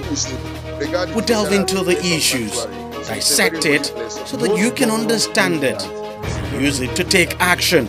I don't think there's any need for any governor to look for grant for ranching. TV360, dissecting the issues. Welcome back. Let's continue our conversation now on INEC and the BVAS controversy, and now being joined on the program by Ade Atobatele, who is an ICT expert. Thank you very much for joining us on the program. Let me quickly ask you what you make of this controversy surrounding the BVAS. And I mean, with what happened, the way things went in the presidential election, would you say it has in any way tainted the functionality of the BVAS and its importance in our elections? Technically, the BVAS operated exactly as it was asked to do. Unfortunately, for reasons best known to INEC, sometimes passwords were not given, maybe the GSM network did not connect, for whatever reason, but the BVAS itself did the job that it was asked to do. It was asked to accredit people biometrically. It did that. It was asked to take photographs of signed papers by polling officers and returning officers. It did that, and it eventually got the information back to INEC. It may not have got it back to INEC immediately, but those were not problems with the BVAS. Those were problems with external things. So in this case, I mean, people may just be getting the whole thing wrong, because everyone has just been blaming the beavers. Nothing wrong with BVAS. What was wrong with procedures? Procedures are human. They're manual. They're things that you give people. You give people a password to log onto a machine. If you can't log onto the machine, you can't blame the machine. If the network isn't there, you can't blame the machine. If you have not stress tested your system, you cannot blame the machine. You have to blame your procedures. The things that went wrong were human things. There is nothing wrong with BVAS. In fact, BVAS has done us a great favor because it started for the first time at the polling booth, we were able to catch overvoting. BVAS worked exactly as it was asked to do. If we don't provide it with the necessary things for it to do what it is supposed to do, that is not BVAS's fault. That is our manual fault. That is a failure from procedure, from standard operating procedure. Now, from your observation of what happened, especially during the presidential election, do you think it was more? I mean, you know, the glitches we saw now was more of a human error than that of machine? As I said before, if you don't give the polling officer a password to log in, that is nothing wrong with the BVAS. That means that your procedures for moving the password on the day were incorrect. There will be places around the country whereby the TSM network might fail. But let me put it this way. A BVAS machine cannot stay for more than 24 hours outside an INEC office. And all INEC offices are connected via a local area network. So there has been rumor that people are saying that the reason that we could not upload was either the network was bad or there was a cyber attack. Within that 24-hour period after the election, every single BVAS machine must have come back to its originating office, and then it would have logged onto a local area network, which is a very fast network, and all that information would have gone up immediately. There would have been no reason within a 24-hour period for all that information not to have got onto the right servers. But what do you think could have happened in this case? Well, only INEC can tell us that, and that's where the problem is, because INEC now wants to wipe the machines. Let me put it this way: the BVAS machines contain two sets of information. They have the accredited voters, how those people voted, and the pictures of the returning office that the returning officer signed. But it also has a technical log that says, I tried to contact INEC this way. I tried to use this network to do that. I didn't have a password, or somebody put in a bad password, all of that. Now, the appeal court has said that INEC should provide a certified true copy of the polling data. And INEC now wants to wipe the machine, and that will include wiping the technical data that will give us the information as to why the system failed in the first place. And that is where the real problem was. But of course, INEC has said whatever it is backed up in its server, that it's backed up in its back-end server. And that's what it told the court, and the court gave the approval on the basis of that. That is not true. And I'll explain it this way. There are two sets of information. I'll repeat that. Two sets of information. INEC is being very truthful in saying that it has backed up all the polling data. But what INEC is not saying is that it has not backed up the log data from the machine. That log data is the sort of thing that says, I made a phone call, the phone call did not go through. I made it at this particular time. I used this base station. I was at this GPS location, etc., etc. That information is not part of INEC backing up the server. So we will lose all the forensic data we need to know that could be used to explain as to why the system didn't work on that day. That is completely different from the polling data, which INEC has backed up from the BVAS machines by now. In fact, we're seeing that information on the IREF portal now. Now, would you say, would it be wrong to say probably we were too quick to deploy technology now for our election, especially with the BVAS? Because I covered the election myself, and I saw a lot of INEC staff struggle with the operation of the machine. The problem that we have with INEC is who is going to actually who's going to use these machines on behalf of INEC on the day, and how much training are they given? We use ad hoc staff. Sometimes they're youth hoppers, sometimes they're university people, sometimes they're various. We really need a dedicated set of people that are trained properly to use this thing, not just over a 24-hour period. Anybody can make mistakes. Even the most genius of people can make mistakes if they're not trained properly. And I think that's really what happens. INEC uses these people and they haven't trained them for longer than 24 hours, 48 hours, definitely not for up to a week or a month. And that's really what you need to have. We wouldn't use these sort of people in a bank. We wouldn't use them in an oil field. Why are we expecting a technical capability from people without being trained properly? All right. Mr. Adia Tobatele, ICT expert, thank you very much for coming on the program and thank you for sharing your time with us. There's one more thing that I'd like to say if you have the time, right? We're making a very big deal about the presidential election, but we need to remember that there were 109 senatorial elections and 360 representative elections. Yes. Those people are also going to have their data lost because they have not gone to court yet to ask for their own certified copies. And that when they do petition tribunals, that's the information that they're going to need. They're now going to have to depend upon INEC. The new electoral law says that if you're doing a petition, INEC has to be joined. That means that INEC, you are suing INEC to get this election overturned. And the information that you need to sue INEC is sitting with INEC.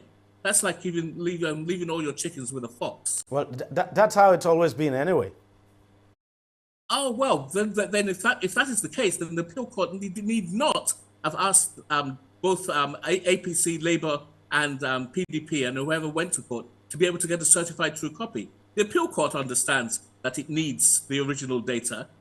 And so that's why they gave them the ability to get the certified true copies. And in fact, it ordered INEC to give them certified true copies and not to need to defend. And it hasn't always been that way. It is now, the newer law says that INEC is mandatorily joined.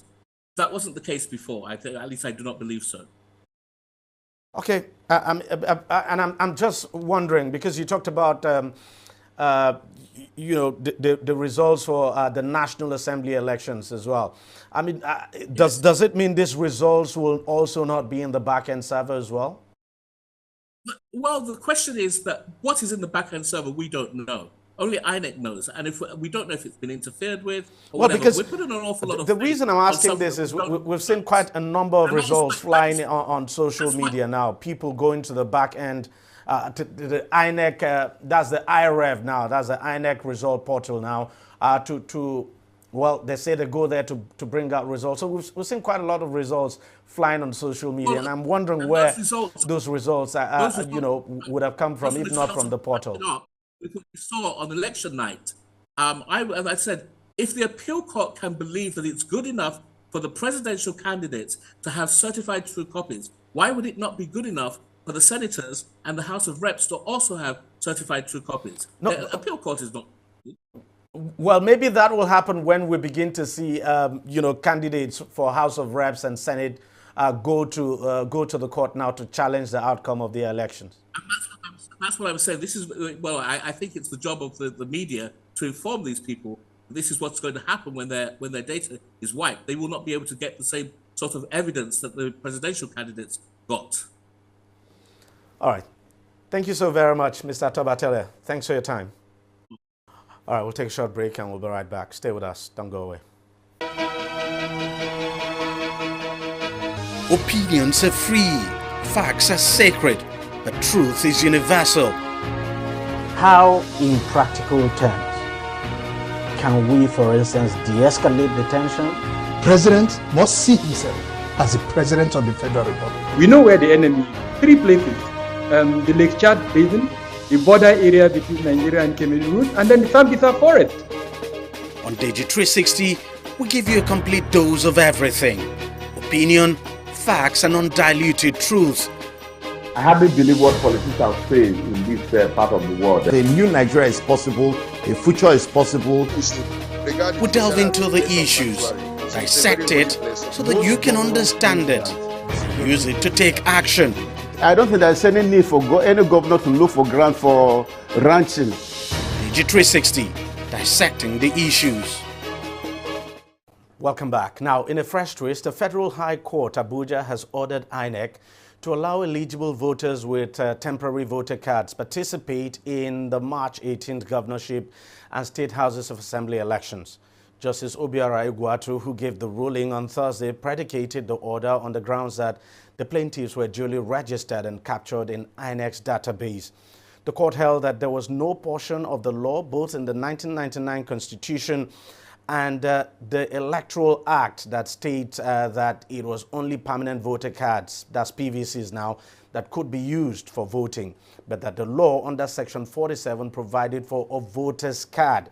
But INEC last night vowed to appeal against the court order now. The Chief Press Secretary to the INEC Chairman, Rotimi Oyekomi, said the Commission confirmed that INEC had been served with the court order, but was taking necessary steps now to vacate it now at the trial court. INEC had repeatedly held that only eligible voters with PVCs would be allowed to vote in the 2023 presidential and governorship elections.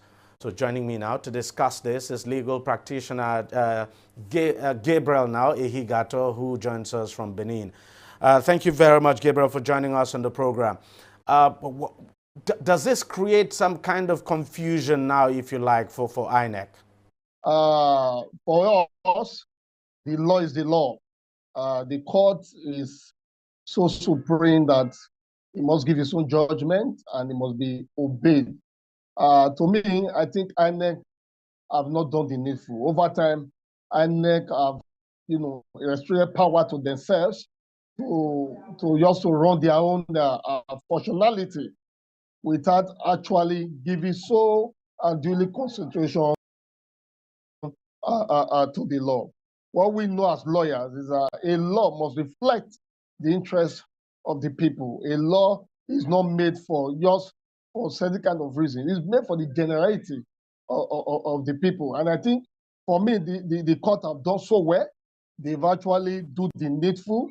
Because when you look at the law, even the Electoral says that a voter will only vote when he presents himself with a voter's card. It was not stipulated that it must be either a permanent voter's card or a temporary voter's card. When you look at section 47, subsection 1 of the Electoral 2022 as amended, you will see it for yourself. It's very clear. It's one of the most finest and simple interpretation of law in the Electoral, that a voter will be present at the polling unit, presenting himself with the voter's card to the presiding officer. So it is stipulated there must be a permanent voter card or a temporary voter card. But over the years, sir, since 2011 or so, INEC have, compared to themselves some powers, creating issues here and there, saying that you can only vote with the permanent voters card, and it's not in our law. But then let me ask, how does INEC handle this, considering the fact that the BVAS machine that is used for accreditation before voting is allowed, that BVAS machine recognizes the permanent voter card? I'm just wondering if would it be possible, would a voter with a temporary voter card now who gets to the polling unit now, would that person be allowed to vote? Would the BVAS, for instance, be able to authenticate that voter? Well, for me, I think if the BVAS could not capture a voter with a temporary voter's card, then I think there's nothing INEC can do about that. But I had some incident in the last general election, the one that we just concluded, the presidential election, where people came to polling unit with the temporary voter's card, and they were not allowed to vote. They were not allowed to vote. So it shows that INEC themselves haven't mind over time that you must vote with your permanent voter's card. I think that was because the BVAS machine that came into innovation, that was where they were hammering on that. And do not also forget that some persons will actually refuse to go and collect their permanent voter's card. And also, they will also complain on the side of INEC. INEC were not proactive enough to provide the permanent voter's card for people. So for me, the court are giving an order that you cannot disenfranchise those with the permanent, with the temporary voter's card. But peradventure they come to the voting unit and the voting center, and the BVAS machine is not able to capture them because they are temporary voters card holder, that there's nothing INEC can do. And I think that's why INEC are insisting that they must appeal the judgment. Because I'm just wondering if INEC does not get, I mean, if this appeal does not sail through before the governorship election now, governorship and state houses of assembly elections scheduled for 18th, I'm just wondering, would INEC be running foul of the law, for instance, if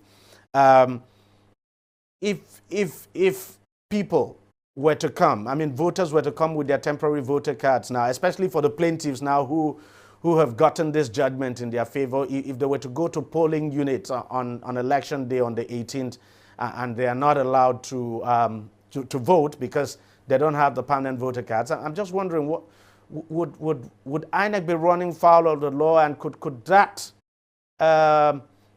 legally speaking now, could that invalidate any election organized under that circumstance? Well, the law is clear. It's clear. If INEC does not allow those with the temporary voters card to cast their vote that day, it means INEC will be disobeying the court order, and that will be a big amount on INEC, and that can also go further to affect the processes of the election. But I don't think that will validate the election, so to speak, because our law consultants look at circumstances before they give judgment, and they also consider the circumstances, the effect, the outcome of such a judgment. But I think in this case, my lord, the Honorable Justice Obiora Eguta of the Federal High Court that gave that judgment, they actually look at the circumstances surrounding or the effect of the judgment they were going to give.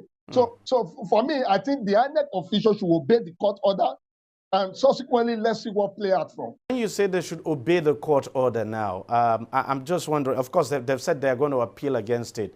But when you say that they should obey the court order, I'm just wondering whether they would be able to, for instance, configure the BVAS to even recognize voters with temporary voter cards. Yeah, in as much as you have to obey the law, you have to also allow the law to have its course. You must obey court order first.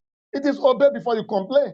As we speak, sir, the judgment given by the law court is what is sustainable, or it is appeal. There's nothing anybody can do about it.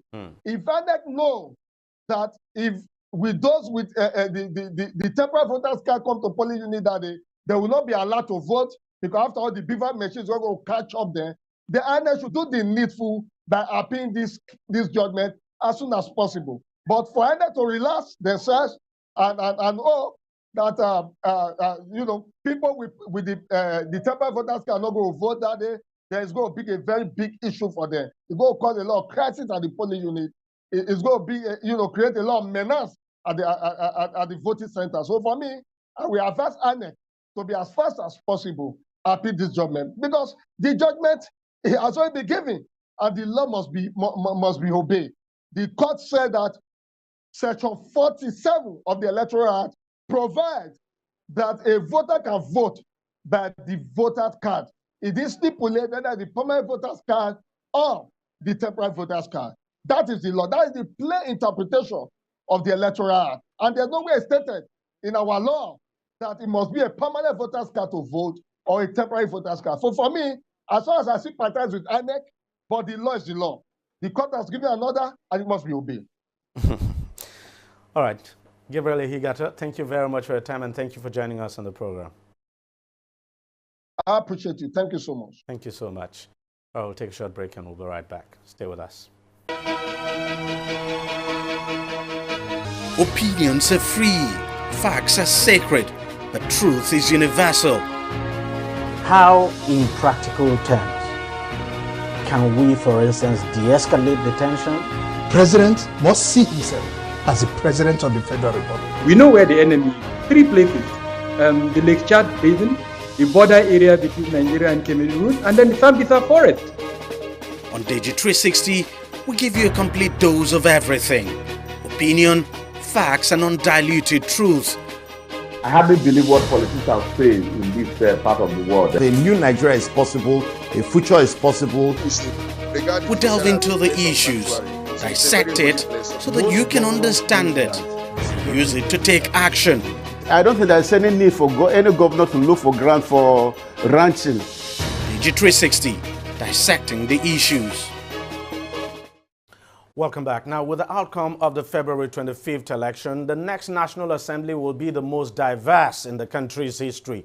At the moment, both the APC and PDP are the dominant parties in parliament. Now, while they will still have more members in the next parliament, their numbers will, however, be depleted. There's been a change in the old order thanks to the emergence of the Labour Party and the New Nigeria People's Party, NNPP. And of course, you also have the SDP there in the mix. Granted, the APC has a comfortable lead to form the majority, including the return of some high-profile individuals such as Speaker Femi Gbajabiamila and his deputy Idris Wase. The 10th House of Representatives will witness a plethora of new members amid the returnees. Another noteworthy fact is that Nigeria's 10th Senate and 10th House of Representatives, which will resume, of course, by June this year, will be male-dominated.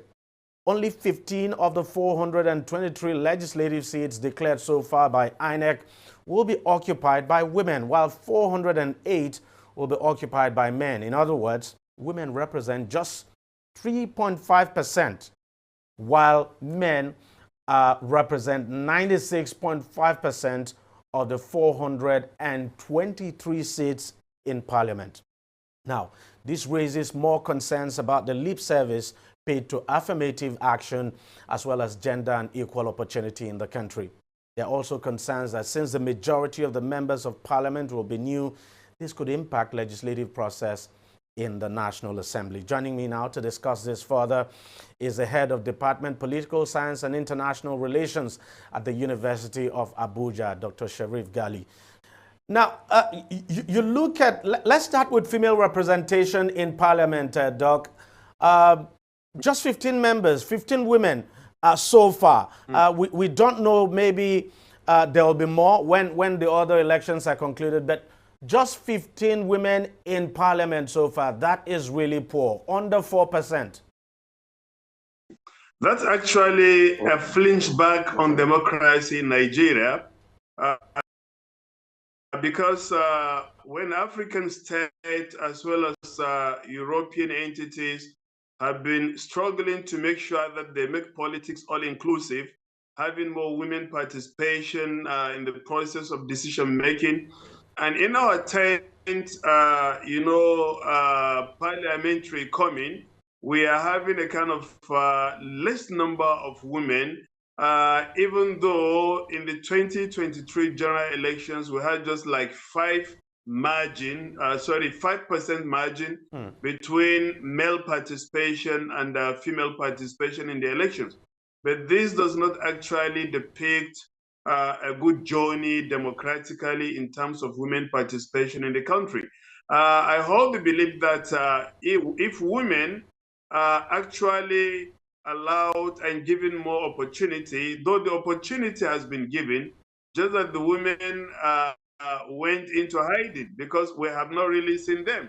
So what we expected was the women to show their interest to actually participate. They get screened up at the party level, as well as, rub shoulders so that in the long run, they get elected. I hold the belief that our policies will be more responsive, will be more mass targeted if we have more women in the policy-making process. We're going to have more diplomatic ties, more meaningful diplomatic ties. Why? Because women are good diplomats when deployed to serve. We're going to see more responsive foreign policy gesture in terms of our relationship with the outside world. This is going to define more peaceful foreign policy as well as domestic policy. Why? Because women, as you know, they are not actually belligerent. They always try to pursue peaceful policy. Okay, now I get your point. I get your point, Doctor. But there's no question at all, as to the impact better women representation now could have in governance and all of that. But the reality is that they are far underrepresented in parliament. And I'm just wondering, don't you think it's time, for instance, we came up with a legislation that will prescribe, we'll have it written down now, prescribe the number or prescribe a certain percentage or a certain number that political parties, certain number of women now that political parties should field as candidates in elections? Because I'm just wondering if we were to just leave this open, do you think this issue can be redressed?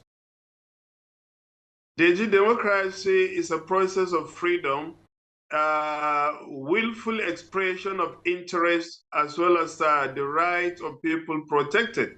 So if we're going to have this under duress, it's like but this is not a question of having it under duress, and that's the whole concept of affirmative action anyway. I mean, remember the Beijing Declaration and all of that. I'm just saying this is not a question of having doing it under duress, but can't we just pass a law, have a law that says, look, in parliament there should be so and so number of female representation. Say, look, even if you want to say 10, 15, 20%, then you know that the political parties will have no choice than go after female candidates, for instance, for setting positions.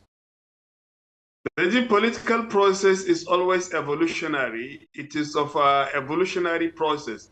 Probably the level of maturity or maturization of women to come out into political participation is not actually duly and well matured. So what we need to do is sensitization and further reorientation of our women, incentivizing them to actually accept the fact that their participation matters for nation building and national development. So having the process mandating the political parties to have a particular number of seats, for women. Yes, reserved for women. It's like, a kind of deviating from democratic concept. Why? Because as I argued earlier, democracy is all about freedom.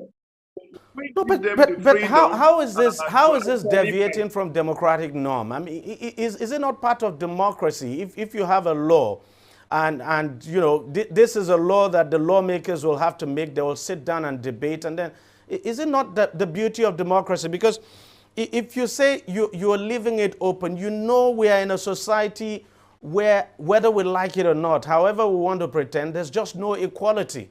There's no equality between men and women. And would it be fair to say, just throw it open and let the women compete against the men? JG, it's good we leave it open because there is suffrage, all able men and women who have attained the level of maturity can actually vote and be voted for. We saw this in the UK from 17th century. We saw this in the United States only in the 18th century, and Greece later followed suit.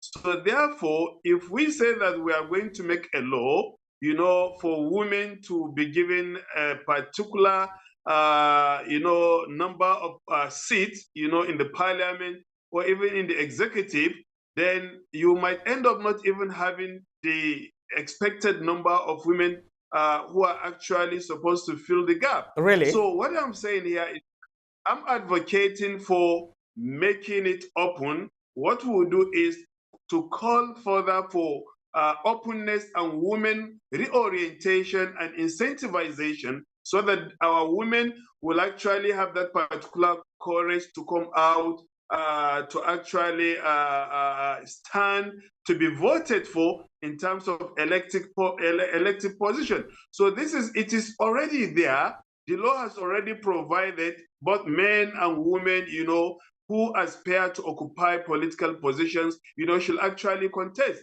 It all depends on the political process, party level screening, who the electorate think, that is from the primary level, to the general elections, the electorate will actually decide either male candidate or female candidate, but not actually to make it like an imposition or to impose it on political parties to do that. It is better we have open mandate, open process. I'm very sure some women will not agree with you. But let me just ask you this. You look at the diversity we're going to have in the National Assembly now. More parties are now represented, are going to be represented now in the next parliament. How good is that for our democracy? Yes, of course, that actually envisages a good opposition. Why? Because democracy envisages opposition as well as periodic free and fair election, even though that is more theoretical. So if we have the Labour Party, the PDP, the NNPP, as well as the SDP, you know, within the framework of the parliamentary structure, it means that our democracy is beginning to actually accept and embrace opposition. Means that we're going to speak with multiple voices, you know, in the National Assembly, thereby making critical argument for a law to be made. So it means that this law will actually represent divergent groups, different political organizations, and variegated bandwagons of interest. So this is a great thing we can say. Why? Because democracy cannot actually mature. It cannot thrive without opposition. It means that it is not only one voice, and many people are being represented. And the beauty of it all is that it is the parliament. And if you have a parliament which is constituted by divergent political parties, it means that it is a democratic parliament, multivociferous symbols, parties such as the PDP. It is an ideal situation to have more political parties represented at the National Assembly. It means more Nigerians are being represented at the National Assembly. Well, we also have to hope and pray that some of these lawmakers don't defect. You know how they do it. So let's just hope and pray that they stay in their parties and they do not defect along the line. But I mean, let's look at the other side of the coin. In the Senate, you have 109 senators at the moment as we speak today. 62 of those senators are going to be new senators. In the House of Representatives, where you have 360 members, 222 are going to be new members. And that number may change because we still have some elections that are yet to take place. Now, so you look at the overwhelming majority of the members of parliament will definitely be new members. I'm just wondering, don't you think that may also affect the quality of legislation that will come out from parliament, at least for a while? The beauty of democracy, Deji, is to have periodic elections. And it doesn't matter who is old or who is new. Those who are coming new, they are going to go for induction courses. They're going to go for training. They're going to visit other parliamentary, deliberations, outside the country. They're going to go for workshops. So therefore, and they have experienced colleagues. It's just for them to have a kind of one or two sittings and they become conversant with the whole process. And they're not going to stand, isolated. They're not going just to stay without studying the whole legislative process. The quality of patriotic lawmakers, responsible and responsive, and those who care about the people they represent. Not just those who will actually conspire with the executive. Whatever the executive says is final. That is why we had a kind of, crisis in the, let's say, 8th Assembly, where the members, so to say, perform below expectations, as perceived by their constituents. And that is why they were welcoming them with tongues whenever they got home. So the 9th Assembly maneuverously or intelligently try executive is put in making sure that the Electoral Act, as well as the issue of electronic, passage, transmission of election results, is being actually done. So we want a legislature, a parliament that truly represent their people, not just to actually collapse their functions with the function of the executive, or to be lured or swayed by the judiciary or any organ of the government. So if we have these new members, it means that democracy is at work, because these are new lawmakers ushered by their own constituent to come and represent them. It's a kind of political reshufflement, probably the emergence of new political parties which have been accepted and embraced by the people, that automatically determine the coming of new legislatures. All right, Dr. Gali, I think we'll just have to leave it there. I want to thank you very much for coming on the program and for sharing your thoughts with us. Thank you so very much. All right, we'll take a short break. We'll be right back. Opinions are free. Facts are sacred. The truth is universal. How, in practical terms, can we, for instance, de-escalate the tension? President must see himself as the president of the Federal Republic. We know where the enemy is. 3 places. The Lake Chad Basin, the border area between Nigeria and Cameroon, and then the Sambisa Forest. On DG360, we give you a complete dose of everything. Opinion, facts, and undiluted truth. I hardly believe what politicians say in this part of the world. A new Nigeria is possible, a future is possible. We delve into the issues, dissect it so that you can understand it, use it to take action. I don't think there's any need for any governor to look for grant for ranching. DG360, dissecting the issues. All right, welcome back. Let's continue the discussion now on the low number of women lawmakers in the coming 10th Parliament from a female perspective. Now, I'm now being joined on the program by the Treasurer, Nigeria Bar Association Section on Public Interest and Development Law, MBA Speedo, Fumi Adeogun. Thank you very much, Fumi, for joining us on the program. 15 lawmakers, female lawmakers, are going to be in the 10th Parliament, that's the 10th National Assembly. How worried are you by this? Well, thank you for this discussion. I'm not impressed about the low number of women we have, because it's really going to affect a lot of things. The change we women want, we're not going to get it. Because, everything they do over there, they put it to vote. And once they put it to vote, if you don't have the number, then you can't have your decision. So that's my worry, because a lot of things we really want to change. We really want to change the narratives against women. We see so many things happening to women, the female gender. It's so sad that at this age, you still be seeing some tribes forcing some young girls into marriage. You see some saying, oh no, you cannot inherit your father's inheritance. Despite the fact that we have court judgments that nullify that, is still happening. So, and it is when we push ourselves, when we have representatives there, they can make law, they can change things for us. But it's so sad that we don't have a good number.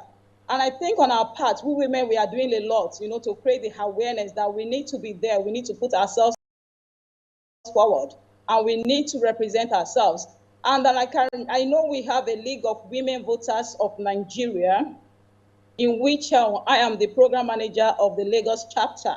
What we do is to encourage ourselves and to support fellow women or women that are going into politics, so that we can change the narratives. So many women are being discouraged to go into politics because of the stigma. They see you as prostitutes. They will say you cannot get a ticket. If they don't sleep with you, your house will be destroyed. So many things, so many negative things out there. But we have come together to say no. Anywhere we see a fellow woman, at least a competent one, we are going to give such woman our votes to speak on our behalf and to protect our interest in the society.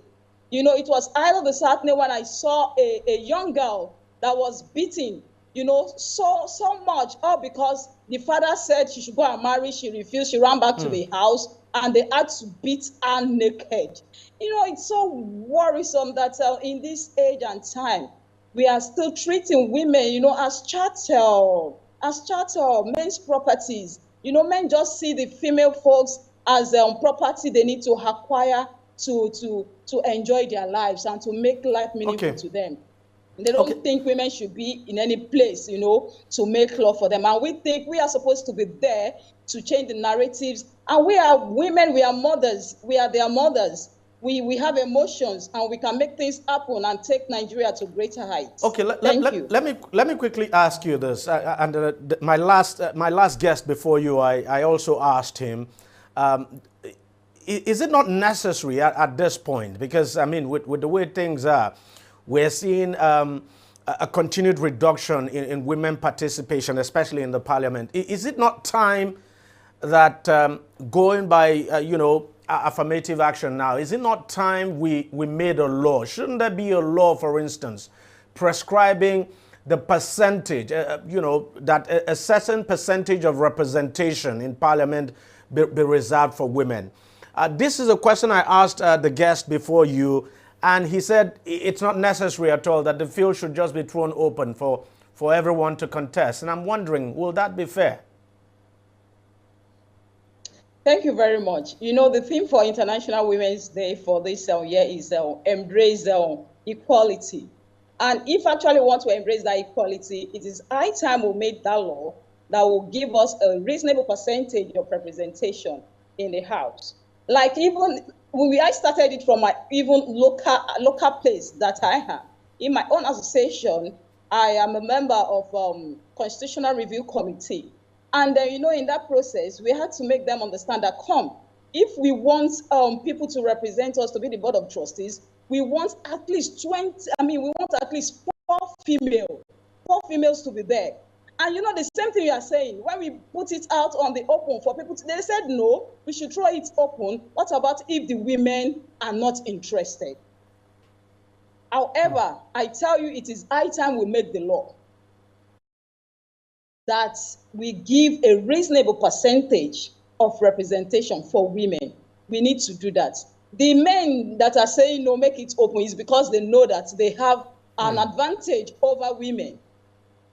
And that is why they don't want to leave that place. But we are saying no, we want to give us a number.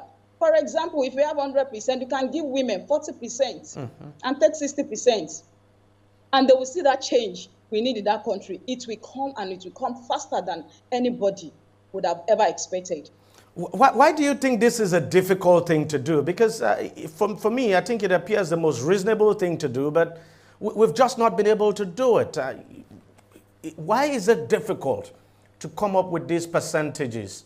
Not just in parliament, even in the executive council. You look at the various executive council of the various states of this country. Sometimes you don't even find a woman there at all. And then you look at the Federal Executive Council that we have today, women are grossly underrepresented at the federal level. Yes, like I said, until we have a law that we make it mandatory. If we don't have, then there is nothing anybody can do. Because even as at that place they are making that law, they will have to put it to a vote. And when you vote, and the women are not there to vote for themselves. So what happens? It will not happen. That is why the first step we have to do is to push ourselves. The competent women, let us support them to be there first. Once they are there, they can now change the narrative. They can sponsor the bill. Then they can now have time, you know. They can come in their numbers, come together, vote for it, and make it happen. But I think another thing we need to do is to really, you know, educate our male folks for them to know why women should be involved. And I want to believe it's because of some of them is complex. I'm sorry to say, they see women as second to you know, to them. And like I served in Jigawa State, and I could remember an encounter I had. When they were doing an exam, I had to, you know, supervise, and I had to caution this student when he was cheating, and he had to tell me that, come, I have like 3 of you at home. I'm talking of 2006. You can imagine. So they think women cannot even, they should not even be there when they are talking because they put them at home. They take care of them. So they see them as, I don't know. Men have really to change their thinking and their perspectives, of women. They need to know that we should be there to complement them. We should be there to give them an idea, to give them what they really need to make the country work for everyone. And I think I fully agree with you. Thank you very much, Fumi Adeogun, the Treasurer, MBA Speedo. Thanks so much for coming on the show. Well, that's how much we can take on the program this week. But thank you very much for watching. I'll see you again next week. Bye-bye.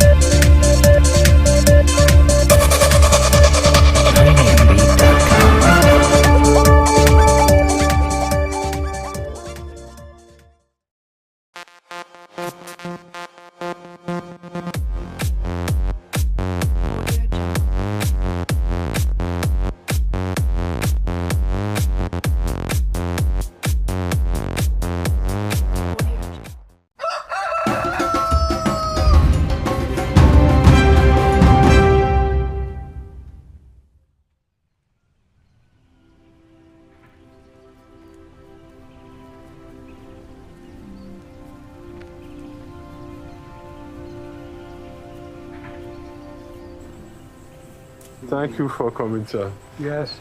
I was expecting the noise. Noise? The siren and everything. Can't I have a break even for a few hours from this sirens and so on? Now I see why you want to come back here now. Yes. You can see this place is more friendly, isn't it, than Abuja? Wow. So how much do you miss it when you're not here? Well, very much so. That's why when I come, I keep my eyes very wide open, as if it was the first time I'm coming. This fruits bearing trees are growing very fast. Yes. So you're counting the days now? I am counting the days, not even the months.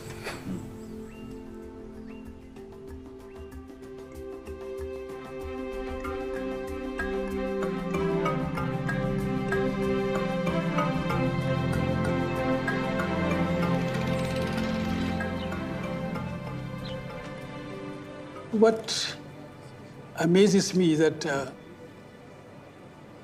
if you know him now, to me, is the same Buhari I knew, 1953. He's a good listener.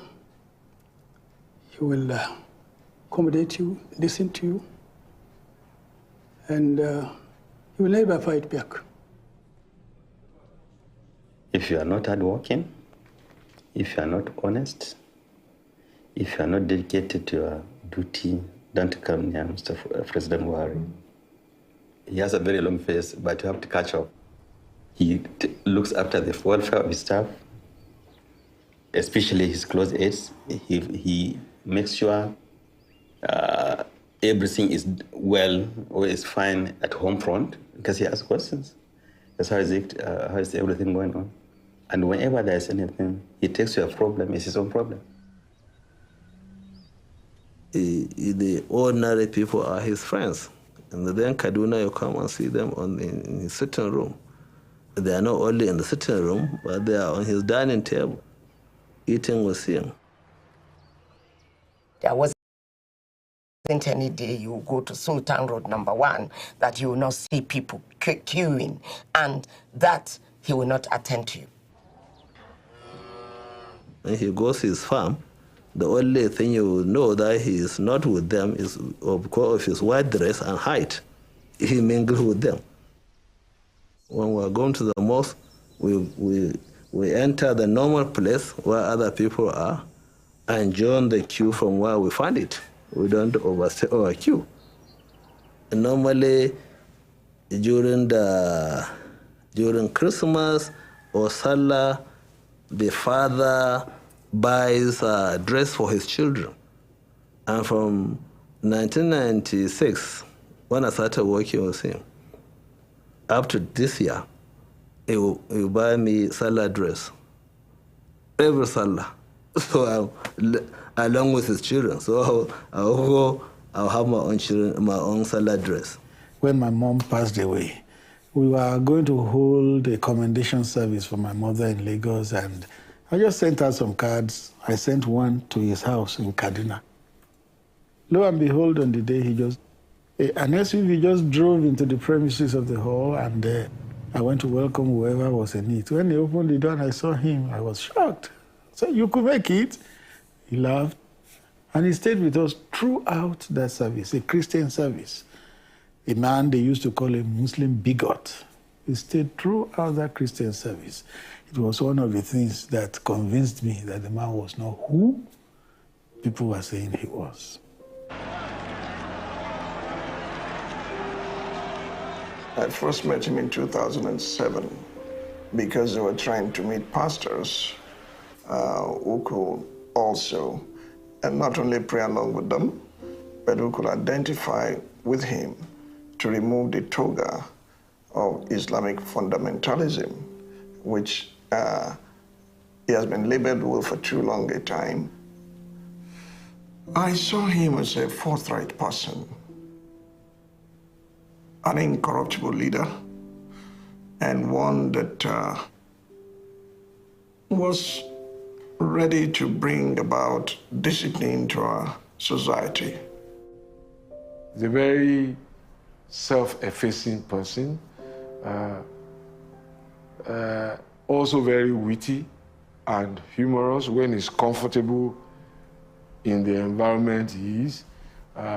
He can be surprisingly shy when he's not comfortable, he's amongst people who he's not accustomed to being around, and he can live in his own skin and say very little.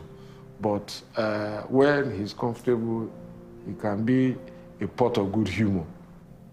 I got to know him from about 1976 when he was the Minister for Petroleum.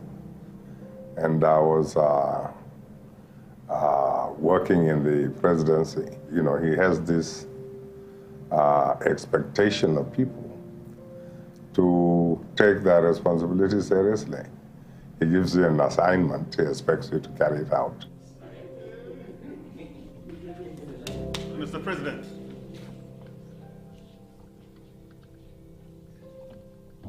President Buhari, you walk into his office, see him reading, let's say, a memo.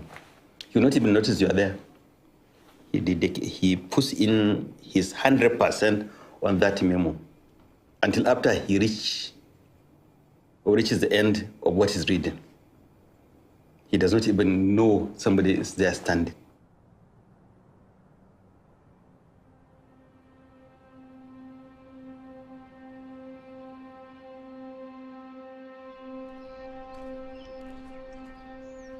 We first met January 1953. Buhari, as a child, was quiet, humble, and reserved.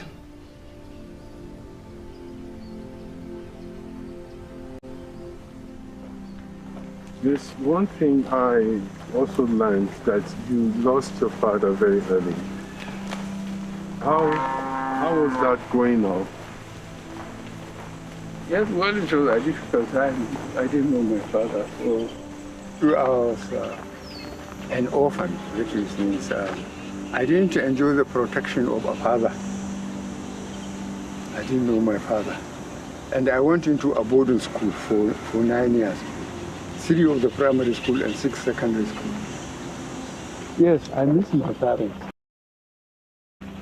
But I was lucky, we were a generation of lucky people. His father passed away when he was 4 years old. His father had 3 wives. Muhammad was the youngest of 23. He had sort of surrogate fathers throughout his career, including within the military and including within the school system. He was brought up by his senior brother, who was a teacher. He is one of our teachers. So he had a good home training under the care of his senior brother. President Buhari is my uncle. I'm his nephew. My name is Amandaura. His mother, Hajia Zulehat Musa, is my grandmother. Her first child was my father. Her last child was Muhammad Buhari. My father was his guardian, but it was tough for him, but tough for us also. Life was very tough in those days. You went to school in the morning, you came back and you go to the bush, collect firewood for the night reading. We had no lamps in those days. We used firewood to light, and we had slates, which we wrote chapters of the Quran and read. And so you have one chapter, you read it during the session, and then tomorrow morning you wash it, and another chapter or a piece thereof is written, and you learn it by heart. So when I was away from home, I think I was constrained to behave myself because there was nobody to rescue me. So I was behaving myself. As I said, I became a class monitor, I became a junior prefect, I became senior prefect, I became a head boy. You know, boys will be boys. You will transgress on occasions. You will be late for school, refuse to attend lessons sometime, go out to play, and that will be severely punished. Whoever did that will be punished. And the teachers were, I wouldn't say harsh, but they were disciplined. They taught us discipline. If you transgress, they lash you. There was discipline in schools then. There's corporal punishment. And I think to a certain extent, it molded the minds of the children and so on and so forth.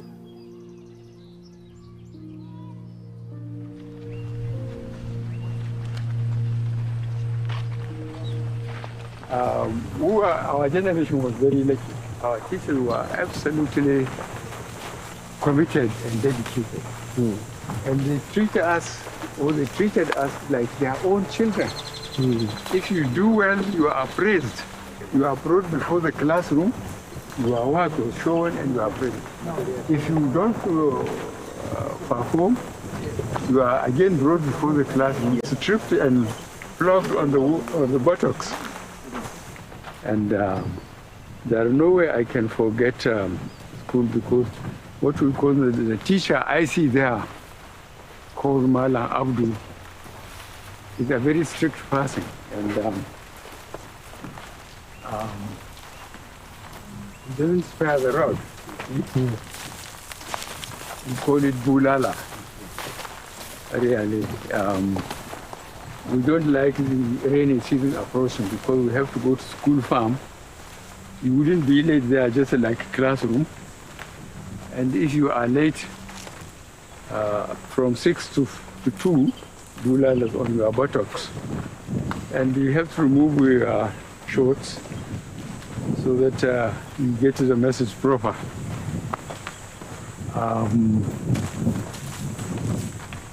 Among the teachers, I could only again remember our Arabic teacher. no matter how hot it is, he comes in with a turban. And every week we are given to recite part of the Quran. Every week. And the only thing we can do to avoid it is to report sick if we haven't recited the part given that week. So we report sick. But even if you report sick, then you are stopped from going to a breakfast break until you recite the verse you are given in the class. So you didn't get too much Bilala because you are always like a leader in class. You will be very surprised. I got a lot because I try to avoid going to the school farm. And if you miss it, you are not allowed to go on breakfast break. So you will have no break until the school is closed. But what I do between the first whistle and the last one, I go over the wall of the school, rush to home, and sometimes I'm eating up to the time I go into the classroom. And no one could forget those days. Trying to be clever by half. How did a boy from Daura end up in Liverpool, straight out of secondary school? I was picked from here, and then the whole of the north, again, I was the only person picked to go to UK, recommended to go to UK, Elder Dempster. Elder Dempster line. Were given some slots for children from each region, from the north, from the west, from the east then, and from Lagos. 4 of us were taken. And that's how I managed. You can see the system then. Here in Kaduna province, we are the junior part. In Daura here, but I was picked, from the whole of the north to go to UK for holidays. That was my first visit to the UK. And what struck me when we arrived at Liverpool, we went to the center of the Liverpool. Some of the cities in London, then there was a central roundabout in the town. From there, you can go to other places. And when we went down about break time, I saw people coming out. Everybody well dressed up, just the way you are, but almost 3-piece. Handsome, healthy. And then I reflected a street back here in Kaduna on my school days. When I'm going to the mosque on Fridays, blind men, cripples, leopards, people in rags begging for what to eat. So I say, God, how can we understand? That impression is still there in me. You look at people coming out as if they made it up themselves. Very well dressed, handsome. Underdevelopment is terrible. That's the only thing I can say. He was interested in science at the time. He was thinking of becoming a doctor. He was born in 1942, sort of the end of colonial era in Nigeria. They didn't really have a medical school yet at ABU. It turned out not to be a career path for him, although it was an interest. When he was finishing up secondary school, the Emir of Katsina, who was the neighboring Emir to Daura, was encouraging young men from the north with leadership potential to go into the officers' training. The Emir of Kaduna then, he sent Hassan. It was no longer a profession for the poor. My height was a disadvantage to me. Then there were cadets only in government colleges. Zaria, Kepi in the north, I don't know how many in the south. The provincial secondary school, which was my school, they were not given army cadets. But the Emir of Kaduna wanted to make a case to late Sardona that he wanted a cadet school. a cadet in his secondary school in the state. So the Sardona told the Prime Minister, and the Prime Minister told the Minister of Defense. And then Katsina had a cadet, and then a retired ex-World War II veteran from Katsina was made to be in charge of the training. Just because of my height or something, I was picked to be the sergeant. So from there, I was impressed by the military discipline and so on. So when I left, I just went straight to the army.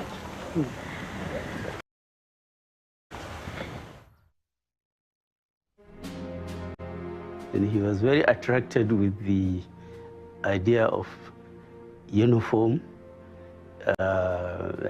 discipline, and extracurricular activities like night exercise and drills that attracted him very much. And he was eventually, plus he had a few friends like Shehu Eradua, may God have mercy on him, and Jega, Emir of Gondu, and Magoro. They were his classmates, and they all started, so that the hard instinct also had an influence in his decision to join the army. And he has never regretted it since.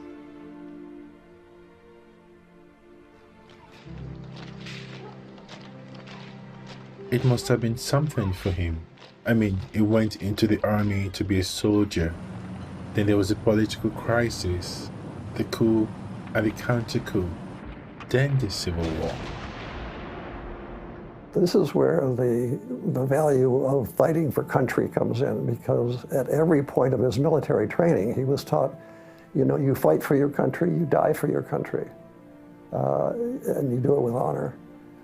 And so the idea of splitting the country it just sent shockwaves through these people. It was, even though they knew some of these counterpart officers on the other side, they never saw it as a, Buhari never saw it as an Igbo thing, as an ethnic thing. He always saw it as the rebels and the attempt to split the country.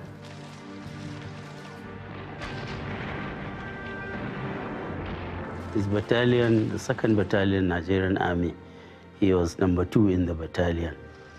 They were the first to fire shots. A battle in which they were advancing, and the opponents, the rebels, shot at them, and the fellow on his right was killed, the fellow on his left was killed. But he was unscathed. It was dreadful, dreadful. I was so afraid reading the dispatches to see the casualties, and I always pored over the casualties to see if his name was involved. The Biafran Civil War was one where you didn't know you were going to survive. They were hacking their way through the rainforest, which was very different than the dry savanna in the north. And his men had to be sure to take health precautions, change their socks, not get fungus in their feet and things. So he was always concerned with the welfare of his men. I think even his critics would say this, that this was a young officer who took his leadership seriously.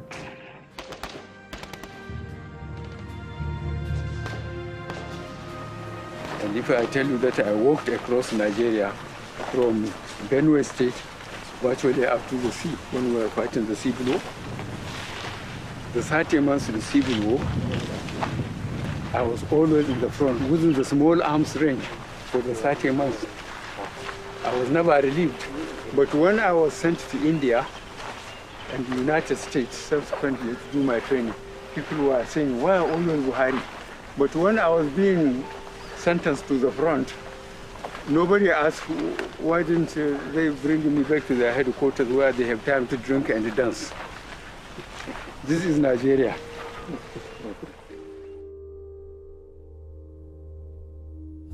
There was a bloodless coup today in Nigeria, which is Black Africa's biggest and richest nation and the world's 8th largest oil producer. The overthrow of strongman Major General Yakubu Gowon. Fellow Nigerians,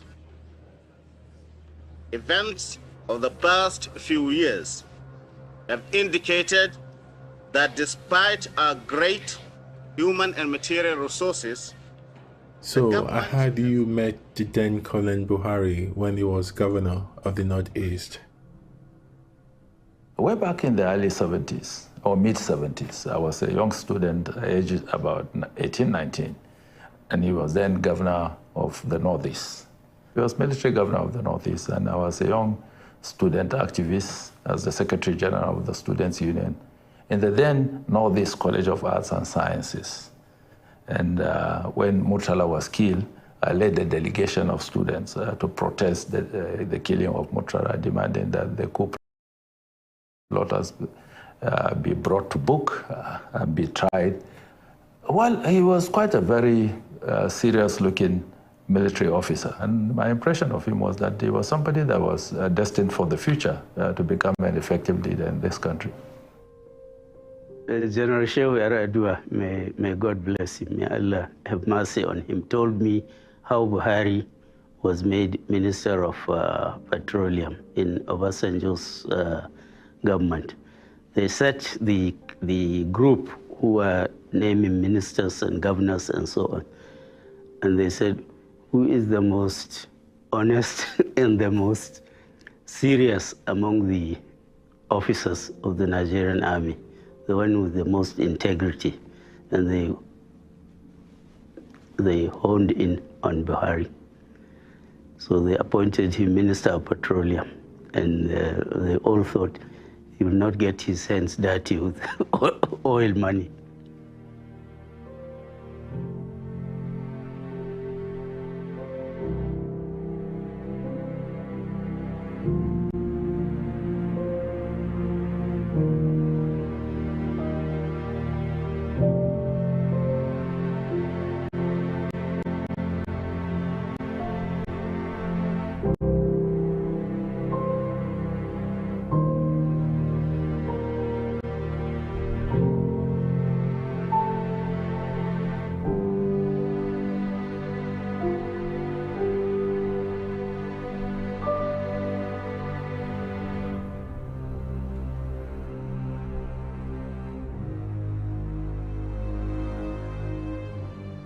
Fraud, indiscipline, corruption, squandermania, misuse and abuse of public office for self or group aggrandizement, which had assumed debilitating proportions in the last few years, will be dealt with ruthlessly, no matter whoever may be involved. It wasn't easy in the sense that I noticed a lot of things were going wrong, personally. People were looking for office just to be materially endowed or empowered. I thought it was wrong. I think leadership is a sacrifice. It was clear to the senior officers, including Buhari, that the junior officers were going to do something if they didn't. And the junior officers were taking their cue from next door in Ghana, where Jerry Rawlings had just taken over, a young flight lieutenant in the Air Force, and lined up and shot the previous senior military people who had been ruling the country. So the senior military people in Nigeria thought, we'd better stabilize the situation. We don't want another, Jerry Rawlings situation here. Buhari was not terribly keen. He wasn't terribly keen about it, but there was nobody to lead the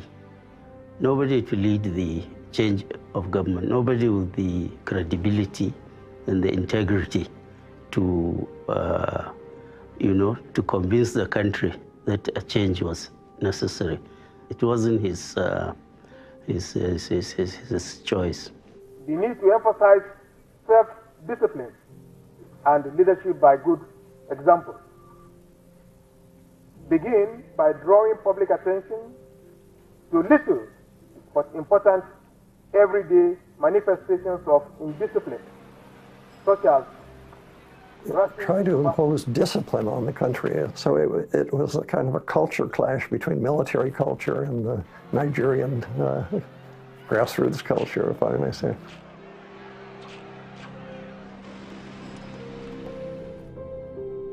The night of the coup, you were with him, right? I was in Lagos and we had dinner and then we talked until about 11 p.m. Then I went back to my digs.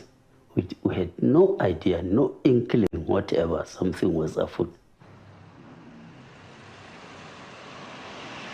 In the morning, one staff came and told me, look, there has been a change of government. Your uncle has been deposed. The coups in Nigeria have a history of being very violent and very bloody. So I pray to God that they don't kill him or injure him or something of that nature. The people who know him well said he was aware, but the only way he could have prevented it was to execute, 6 or 8 of the senior officers, and he wasn't willing to do this. I think he prevented a more serious situation, because when you start killing officers, who knows where it's going to lead.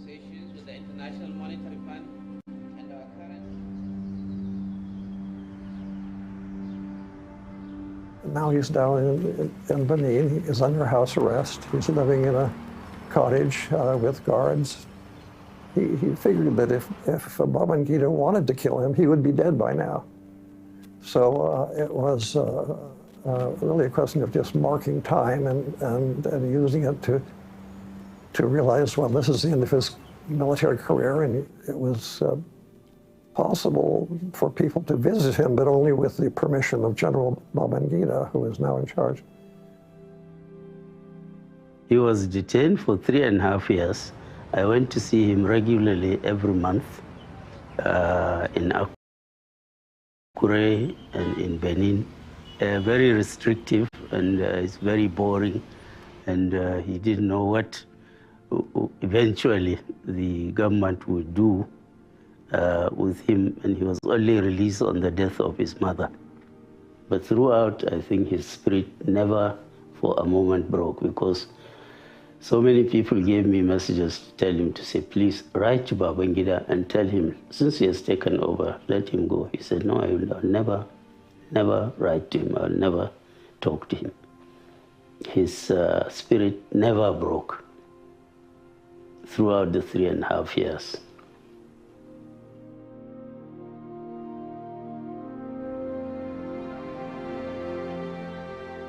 Even though Jonathan Abacha was part of the military elite that toppled his government, out of patriotism, to save the government, he accepted to serve as the chairman against the advice of many of his close associations. He said, no, it is not about Abacha, it is not about toppling of the government, it is about the country. We need to save this country. We need the infrastructure has decayed. So he accepted the chairman, and quickly he assembled some professionals, largely young men, and we went into work. If you go down even to our hospitals to check, we see, if you see linens that are curtains, shielding the beds, besides the few procurements, you will see PTF inscribed. If you see the roads today and you go through from north to south, there hasn't been any corner you will go through without seeing the project of the PTF. If you see hospitals with equipments, basically even in the theaters today, you will see that you will have the little, inscription of the PTF.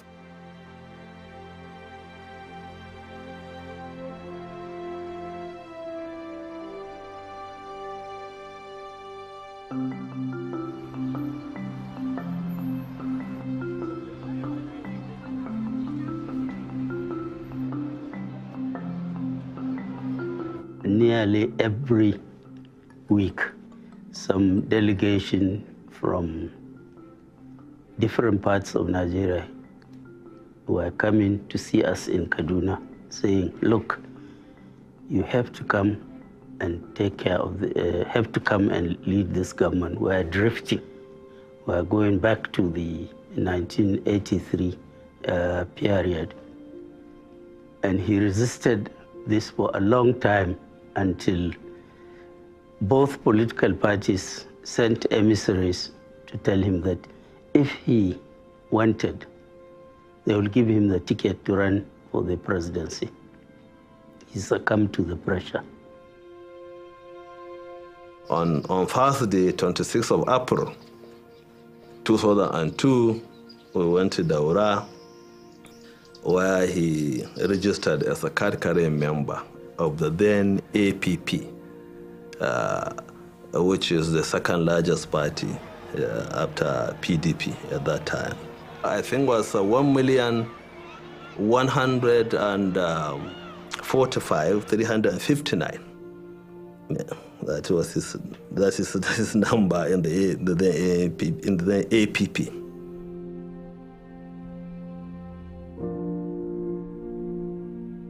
I received a phone call, and they said I should help them look for a vice presidential candidate. That's Christians from the South. We couldn't make any headway, and we decided to lay down. Until January 15 at 12 noon, I received a phone call from the general. He said, I'd prayed my own way, and I want you to pray. I would like you to be my running mate. My first response was, thanks, but no thanks, sir, because I'm heading a group, and I've given them my word that I will neither join partisan politics or seek an elective office. But even within the group, they said, you have been positioning us for days. We are now saying you must take this. Long story short, by the time I called, Pastor Adeboye called everyone, contacted this and that, the rest is history. I had to team up with him to become his running mate. And it was such an experience that I cannot forget. Character, credibility, competence, integrity, those are the issues. And by the grace of God, 2011, we will have a new president.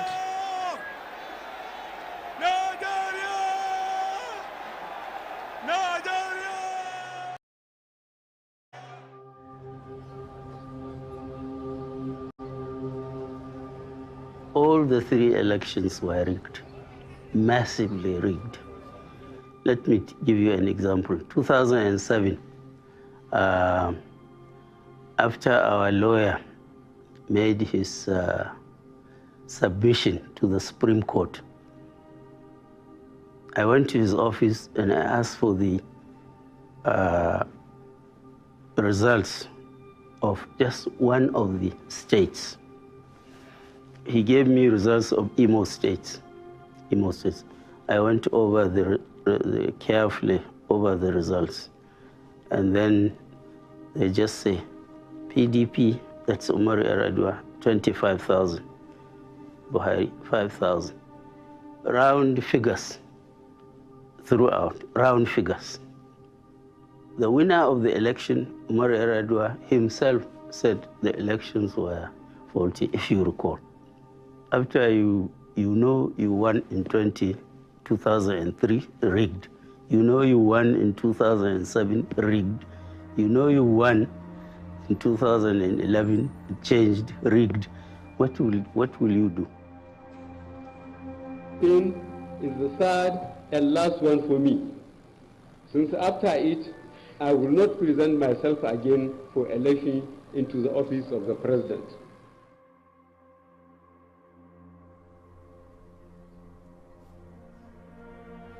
So he didn't break down in tears. He just broke down in pity for the system, for the country, and he said, I'll never do it again, never do it again. So when this thing happened in 2011, it was worse than what had happened in 2010 and 2007, it was worse than what had happened in 2003. So it is this thing, it is not the bitterness that he lost that worried him. And then he said, well, it will appear now nothing is going to change this thing. It's like, well, it's a country of over 150 million. I have tried my best. I have made my own contribution. My contribution is not recognized, and surely it's better to keep off from this.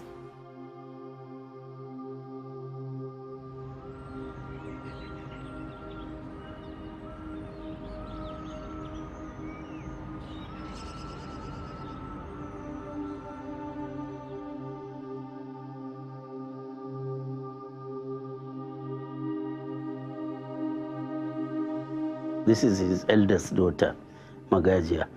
She suffered all her life with sickle cell disease, and then a confluence of events, a few days with the announcement, she also died. So that shook him very much. But I would say that the death of his daughter shook him more than the loss of the election. That is what they call sickle cell anemia. There are people who are SA, there are people who are SS. So I think when the developed countries found about this sickle cell disease, they tried to stop marriage between AS or SS so that they don't have this sickle cell anemia. My first wife, my late first wife, unfortunately, I think she is SA or AS and I'm AS. So my two children, my first daughter and my first son, happened to be SS and they died of it. It was hard, but when I gave to my second wife, I asked who introduced her to me that she must be AA, so that if my child picked the S from me, he could only pick S from her, A from her. So AS is not normally susceptible to the anemia.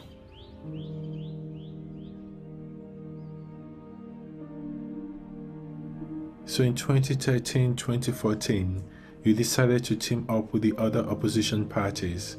How did that come about? The PDP. We are so confident that nobody could remove them. And I think they just ignored even being careful. So we persuaded the other parties.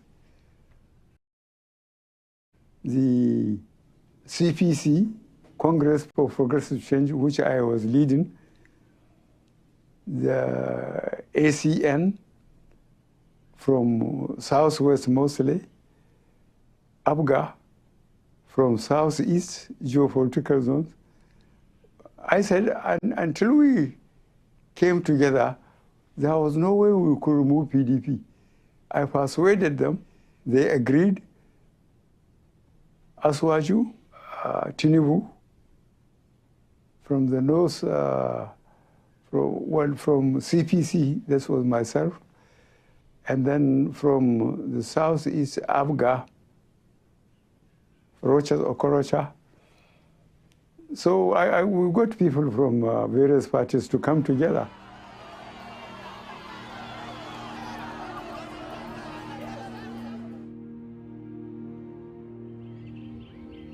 Now you had a strong opposition party, but you almost got killed before the election. I think Kwankwaso was very generous. He gave me an armored vehicle, a Land Rover. He said I should be using it because he believes that the competition I am going on, I think there are people who really wouldn't like to compete with me. They would like to eliminate me. I said, okay.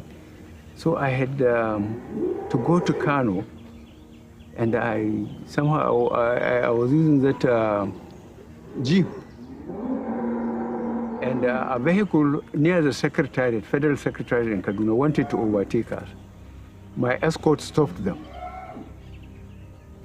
But before we go on that overhead bridge, which was parallel to our filling station on the right as you are leaving Kaduna for Zaria, they're just below the thing.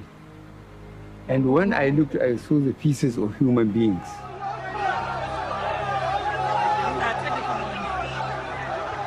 People who were being blasted by the bomb. The chap who we were traveling with in the car on my left was thrown on my left because the bag, you know, the crash bag which the vehicle have, some of them, the one on my side was blown. The one on his side, I think, was not blown, so he was thrown on my left. And when I looked, I saw blood on my trousers and on my gown. But none of us, the two people in the vehicle and two of us behind, four of us, none of us were injured. But somehow I saw blood because of the number of people killed outside and because of the bomb. And I came out, I was concerned with the dead people, but some people stopped a vehicle, pushed me inside and drove me home. And that was the end of it. This is how efficient the Nigerian security agents are up to today.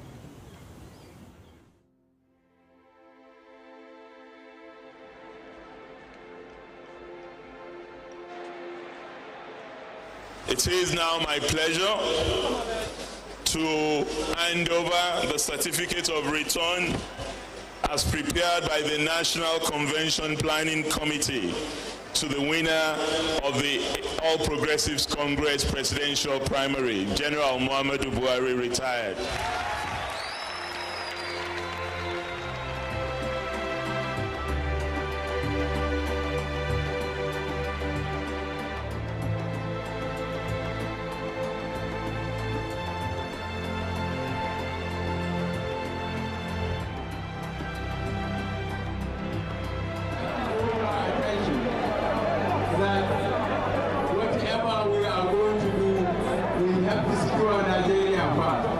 Throughout the campaigns, and we went around in buses a lot, you know. We traveled from state to state, you know, and I recall in particular, we were at I think it was in Zamfara, where we saw these young people, and this always happened, of course, pressing themselves against the window of the bus that were traveling, you know, shouting, say, Baba, you know, Baba, Oyoyo, and all of that. And he said, look at the faces of these young people. He says, the expectations are high, very, very high. He says, and they expect us to do magic the moment we get into office, you know. Look at all of that.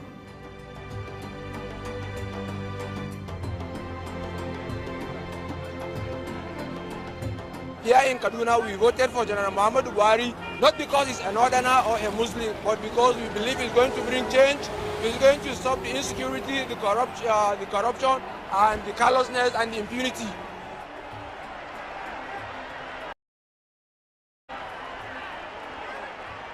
That Muhammadu Buhari of APC, having satisfied the requirements of the law and scored the highest number of votes, is hereby declared the winner and is returned elected.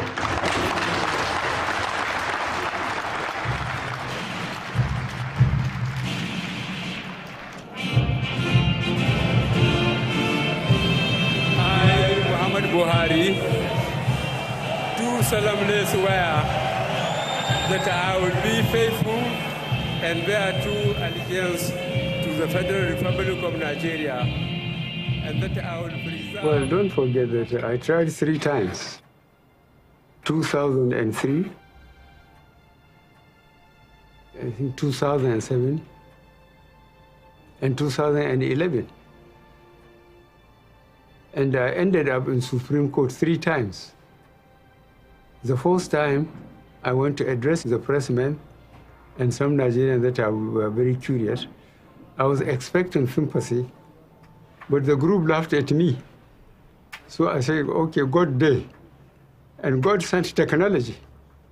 With permanent voters card, PVC, it's very difficult, to do what politicians used to do in Nigeria.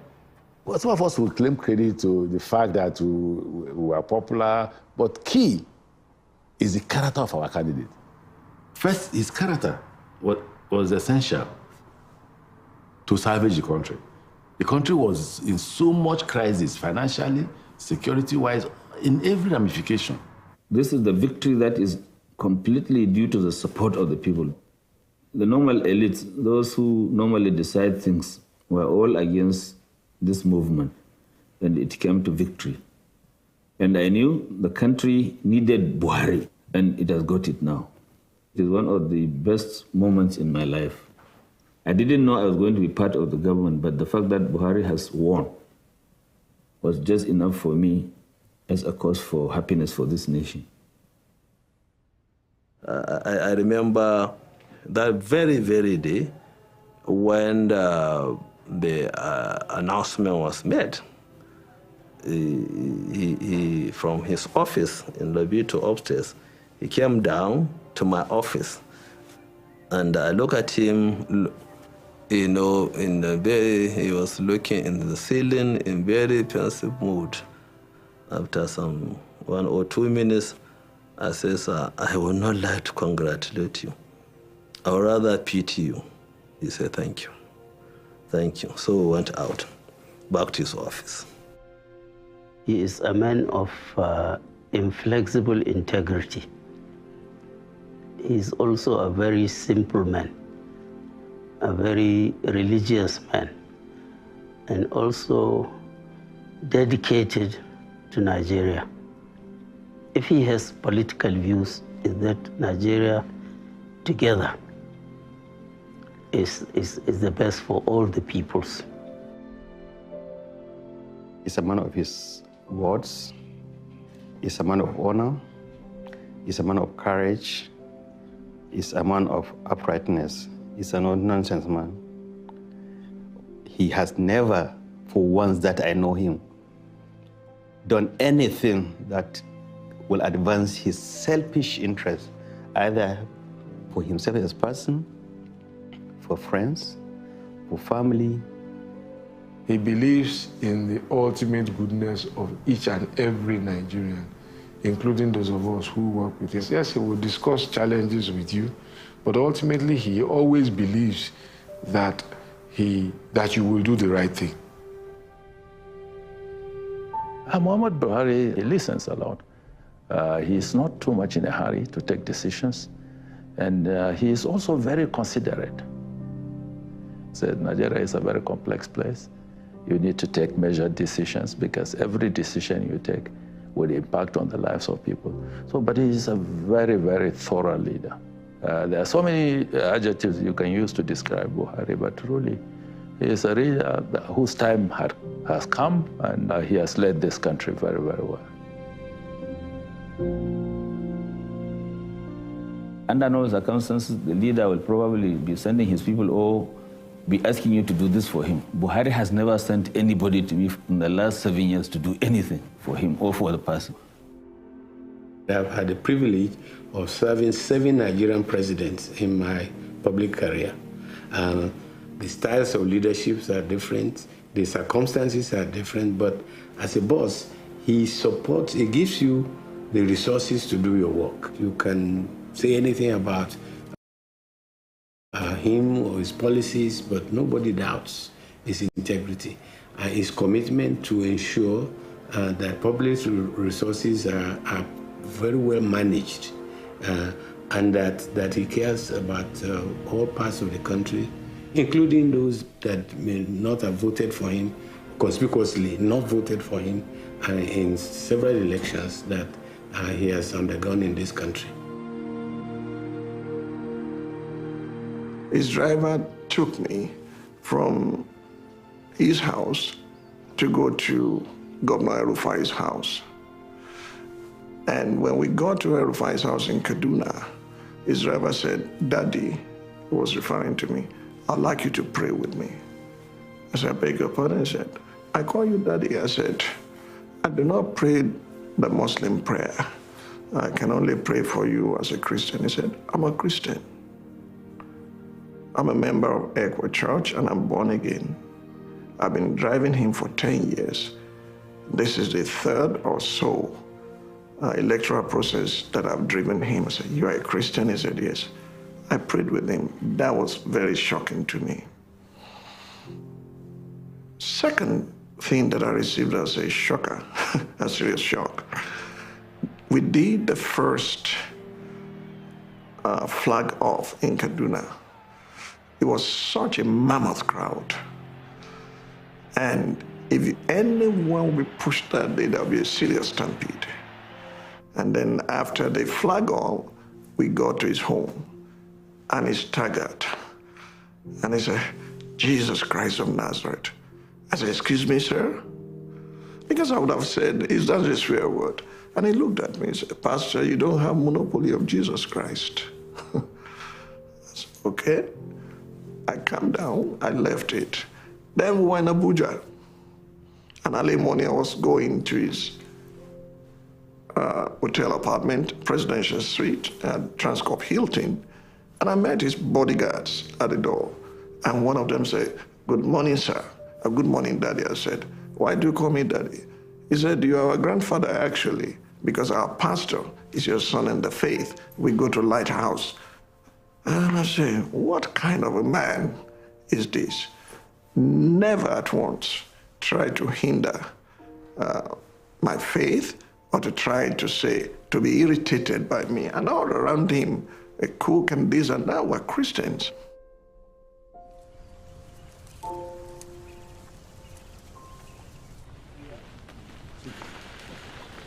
So how do you cope with Abuja if Daura is noisy sometimes? No, Abuja, I'm effectively protected by security and COVID-19. You see? Security wouldn't allow people to be seeing me. They said because of COVID. So I am thanking the security and COVID.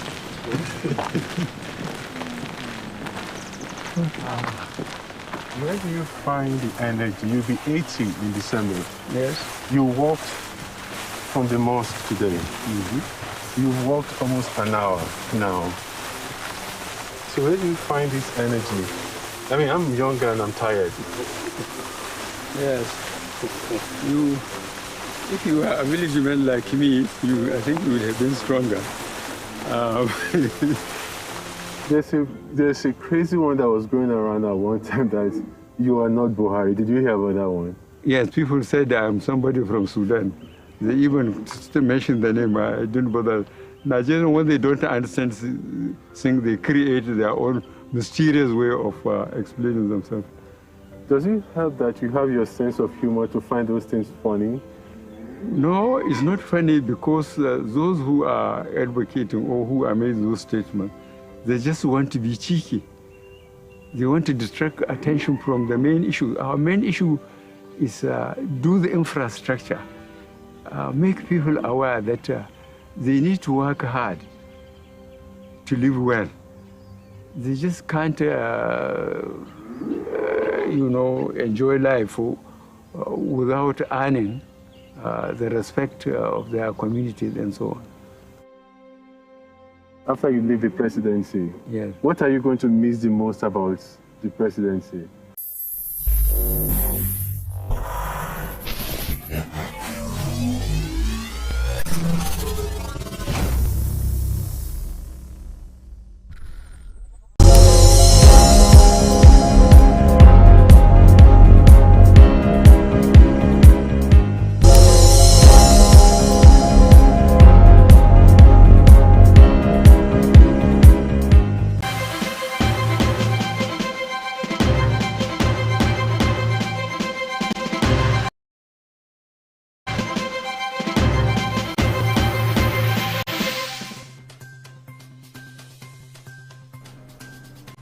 Many thanks for joining us on the newsroom. My name is Simisala Adigun. These are the stories we're monitoring at the moment.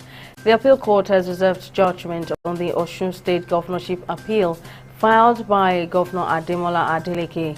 Adeleke had on February the 9th appealed the judgment of the Osun State Governorship Tribunal, which nullified his election.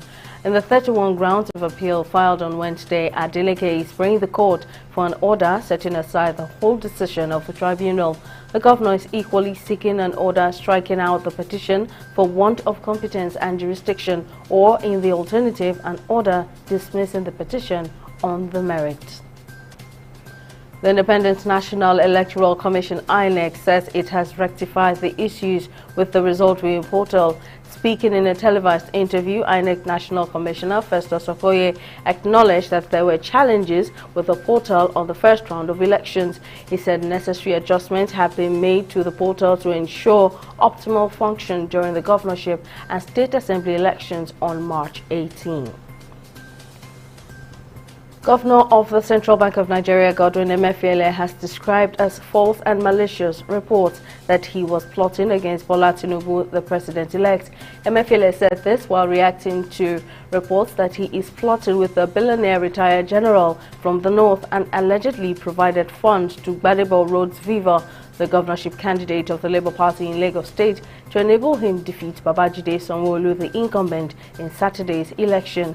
But in a statement issued on Monday, Isa Abdul-Momin Subien's acting director of corporate communications said Emefiele has never met or even spoken with Gbadebo Roads Viva, nor does he take part in politics, while calling for facts to prove otherwise. Discovering the origins of COVID-19 is a moral imperative and all hypotheses must be explored, the head of the World Health Organization has said.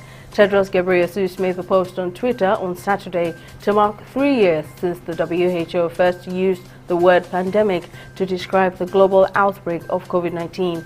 In an open letter over the weekend, activists, politicians and academics said that the focus of the anniversary should be on preventing a repeat of the unequal COVID-19 vaccine rollout, saying this led to at least 1.3 million preventable deaths.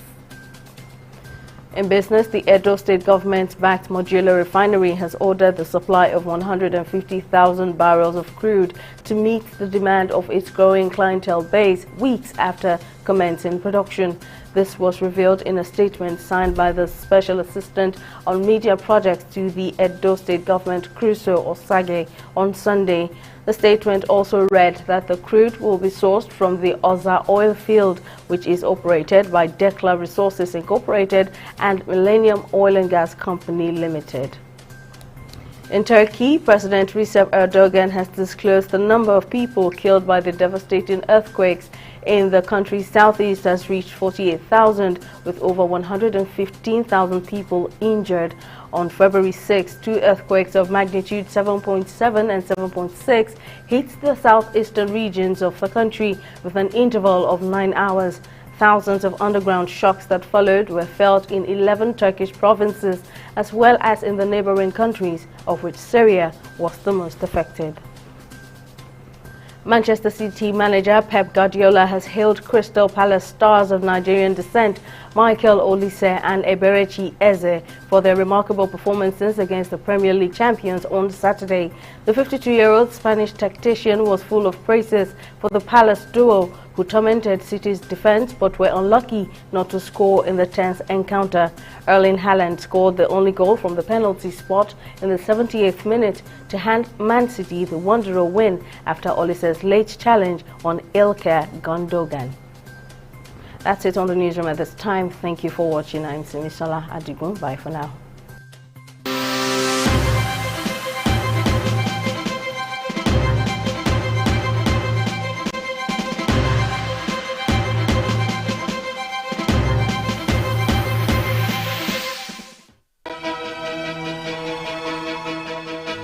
Opinions are free, facts are sacred, but truth is universal. How, in practical terms, can we, for instance, de-escalate the tension? President must see himself as the President of the Federal Republic. We know where the enemy is. 3 places. The Lake Chad Basin, the border area between Nigeria and Cameroon, and then the Sambisa Forest. On On TV360, we give you a complete dose of everything. Opinion, facts and undiluted truth. I hardly believe what politicians say in this part of the world. A new Nigeria is possible, a future is possible. We delve into the issues, dissect it so that you can understand it, and use it to take action. I don't think there's any need for any governor to look for grant for ranching. TV360, dissecting the issues.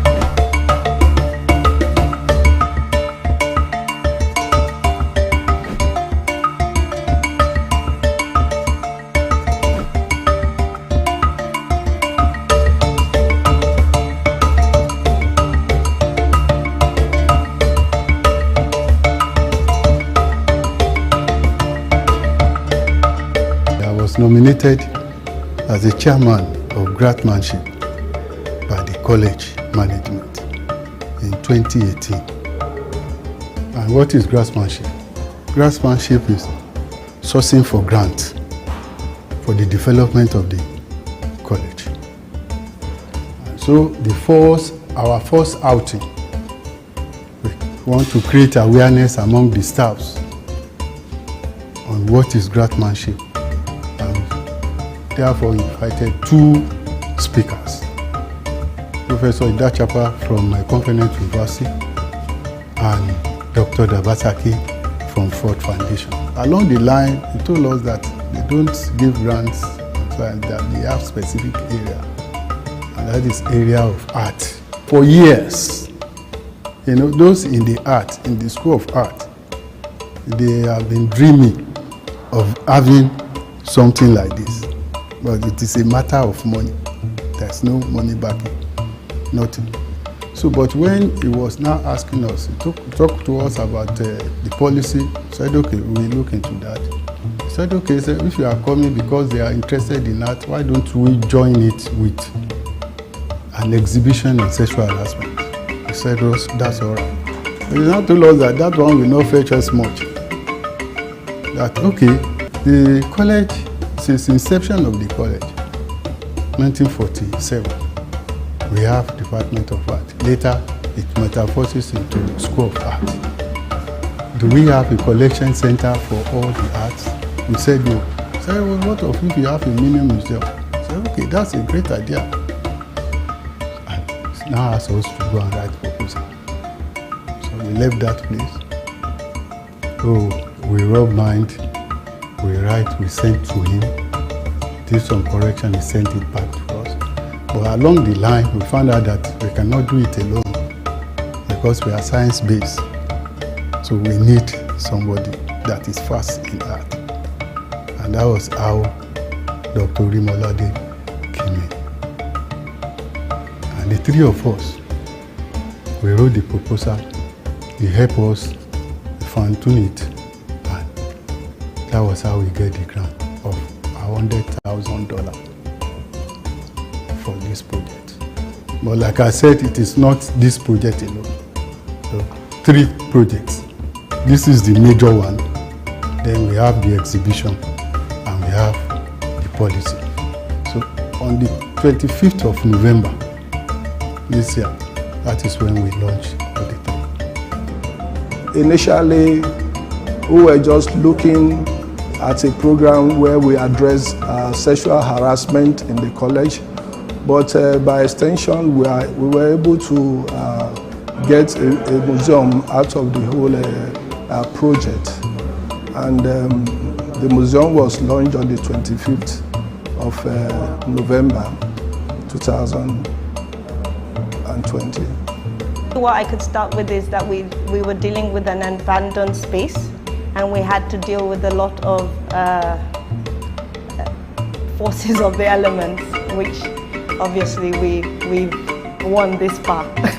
The fight continues, and our museum is in the basement space. The basement space takes more than half of the lower part of the building, so it's a large, very large space.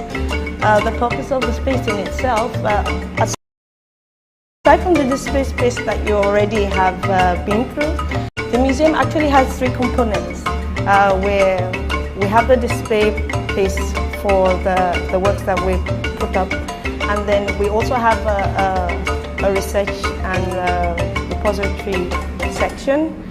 This section is supposed to deal with future research. A lot of writing, of course, is going to start happening, and keeping a log of information. We've been here, the school has been here for such a long time, and it has so many relationships with so many artists in the city, and we want to begin to document them. So it becomes a space where anyone that is looking for information, primary information, not just things that you find online, things that these artists probably would keep or lose, like how you would go through Dali's foundation now and find notebooks and things. Those are the kind of things that the museum is going to gather for research purposes. We're starting to work towards having our conservatory and preservation section. It's a restoration section, which works perfectly for us because our faculty has already for several years been running programs on methods and materials, and under methods and materials there's a section for preservation and conservation of art. So it's not a full-fledged course here. It's not even a full-fledged course anywhere close to us. So hopefully it would be filling a huge gap, not just for our community, but for artists and art collectors around us. We hope it becomes a service point moving forward.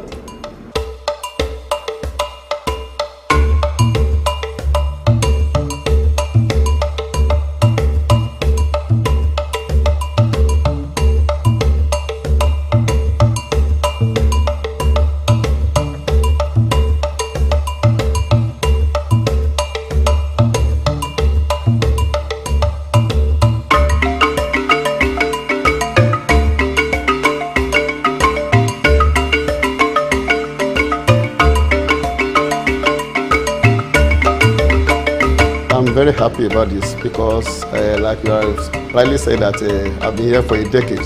Yeah, you see, we have Yusuf Gilo Gallery, and coming now to have Yaba Art Museum is very, very good. And we have to thank God for the people that sponsor the Ford Foundation for that, for this achievement. We thank God.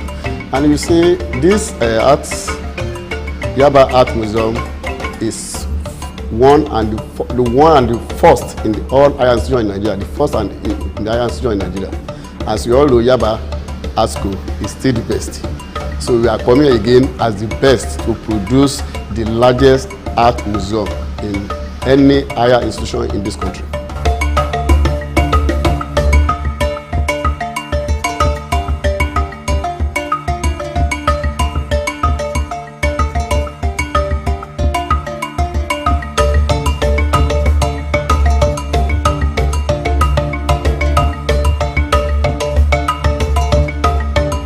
For years, those in the school of art, they have been dreaming of having something like this. But it is a matter of money. There's no money backing, nothing. So, but when he was now asking us, he talked to us about the policy, said, okay, we'll look into that. I said, okay, so if you are coming because they are interested in that, why don't we join it with an exhibition on sexual harassment? He said, oh, that's all right. But he now told us that that one will not fetch us much. That, okay, the college, since the inception of the college, 1947, we have Department of Art. Later, it metamorphoses into School of Art. Do we have a collection center for all the arts? We said no. Said, well, what if you have a mini museum? Said, okay, that's a great idea. And now asked us to go and write proposal. So we left that place. Oh, we rub mind, we write, we sent to him. He did some correction, he sent it back to us. But along the line, we found out that we cannot do it alone because we are science-based. So we need somebody that is fast in art. And that was how Dr. Rimolade came in. And the three of us, we wrote the proposal.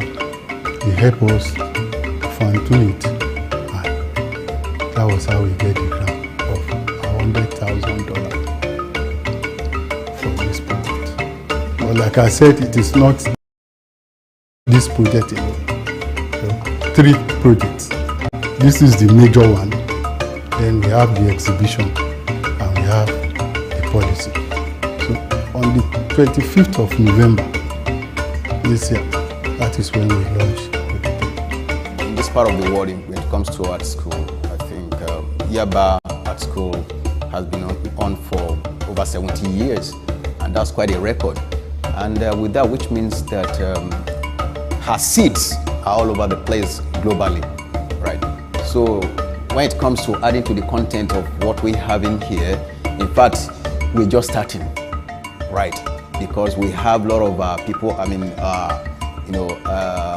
alumni outside there that are willing, to actually have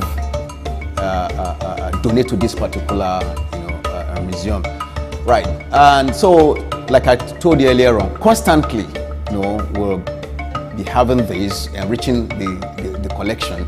So, because like I told you, what we have, some of, students' works, lecturers, as well as supporters out there, right? If there's anything we are aiming at, it's, because we know what is happening outside there, and this is what we are ready to give locally. Now, come to the artifacts that are out there, why do we travel out there to see those works? It's because of the way they've been packaged.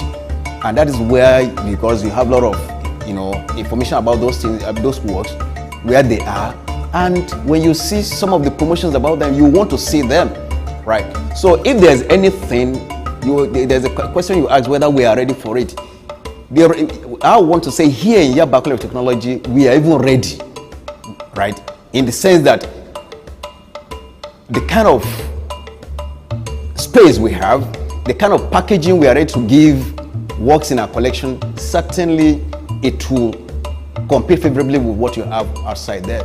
Because the fear, as far as I'm concerned, regarding our artifacts out there it's because, people troop out there to look at them because of the way they've been presented, the way they've been packaged, right? And if such works are, eventually repatriated, how are we sure that we want to, because what they've done, that has added value to them. Once they bring it out there, if we are not careful, right, knowing the Nigerian thing, we might decide that we might discover that those works will lose their value, right? So it's now up, the onus is on us to see what we can do to actually up the game regarding packaging, adding value to that. And I want to tell you, people want to, wherever they are, they want to come down here to see those works, because whether you like it or not, the venue most times makes the event, right? So it's about where do you have the work. You don't just repatriate them and just put them somewhere where nobody cares for them, right? So these are the things we are ready to do in Yaba Art Museum. And as you can see, we're just starting. You ain't seen nothing yet.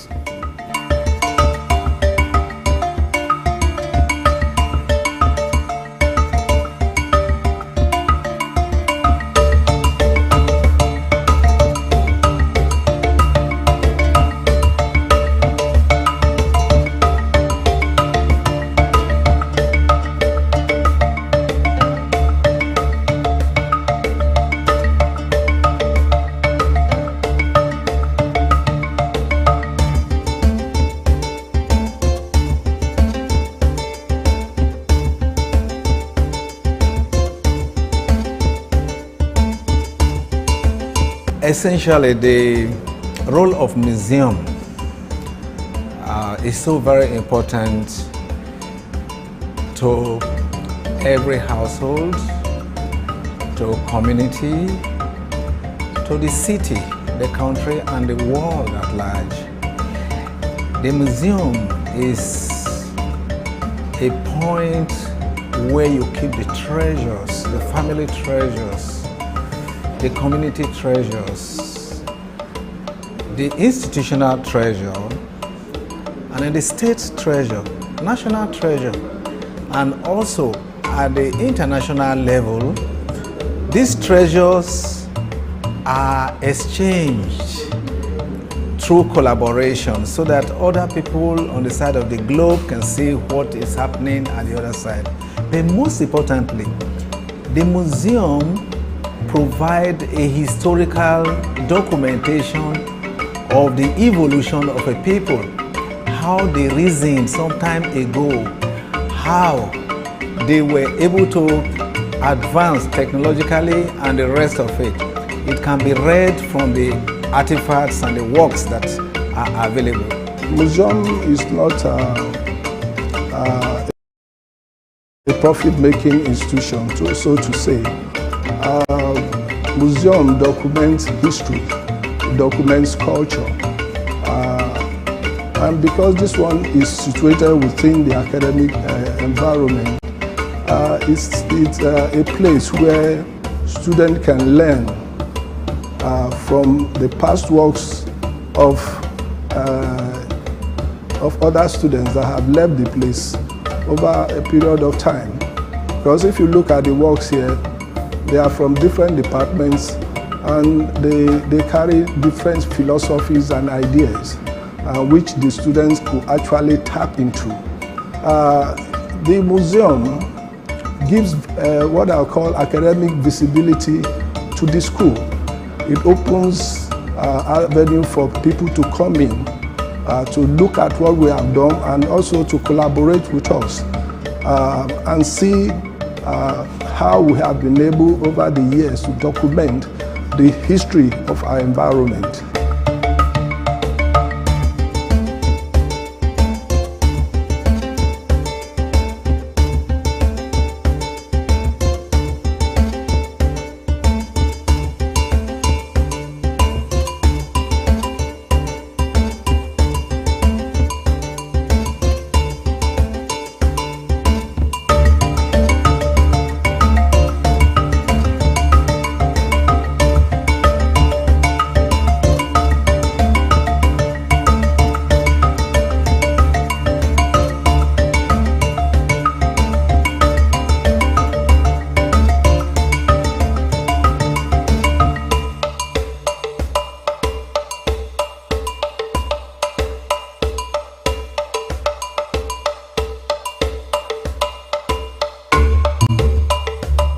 The museum in itself, aside from serving the aesthetic purposes that people come to see, the hope is that it would serve not just for art lovers, because that's just one perspective of looking at art.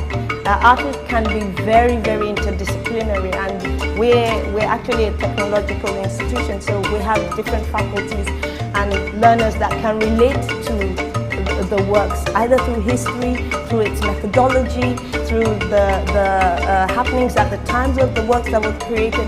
There are different connection points that can come through education, of the art piece. It's not just the pretty picture.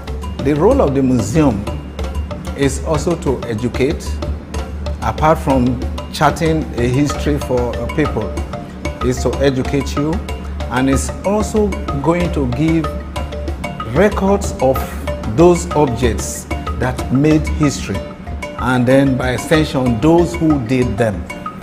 And you find that now that you have this museum here, it's already attracting economic business environment, which is the characteristics of every museum anywhere in the whole world. There is going to be coffee shop somewhere, and There will be where people can have their snacks, where people can sit down. And there will be postcards made from some of the artifacts here, some souvenirs that people can pick. And most importantly, you'll find that when the culture of the museum is built, everybody around becomes aware, and then the import of keeping what we have is also being taught indirectly, so that everybody will know that things that you have, even your old man, your grandfather's agbada, for instance, dresses, their shoes, and that you say, oh, this is old school, you trash it. You don't throw anything away. These are things that can speak for that community. And that is what the museum, the role, the positioning here is going to play. It's not just a place where works are gathered. Mind you, we're not just gathering works here for gathering's sake. Because what is very important is for the fact that for every work we have in this collection, certainly the data of each of those works, that is the artist, the year it is made, the materials, and what the content and materials of each of the works are well documented. So it's not just about having the works alone and for people to come around and see alone. No. This is going to be like more or less a research center, as you have, in other climes, such as Smithsonian and other institutions like that, whereby if you're interested in, researching about a particular artist, you can always come here and, you can have all that you can data regarding the work, the artist, everything about the artist we are actually gathering here, we have here. So it's not just going to be a place where you just have the works alone. No. Everything concerning the artist and its art, then, which means that for historians, for researchers, it's a place to be, right? So because it's going to compete favorably with other institutions, museum around the world. That is our dream. And with the fact that we're also being supported by Ford Foundation, I think that is also a plus, because once we have such a foundation backing us, I think you want to know that, I want to believe that it's not just going to be a local thing, it's going to be a global, one, whereby everything, that has to do with art, especially staff and students, Yaba Collect Technology, can be assessed. This museum has a lot of importance to the environment, and all the students and everybody, we are all gearing up to embrace this. And at the national level, you find that one role museum plays is that immediately people arrive somewhere, they say, please, I would like to see this, I would like to see that. So it becomes a cultural destination. And I think that's another cultural tourism. There's a lot of potential that institution of a museum like this will generate once it kicks off fully.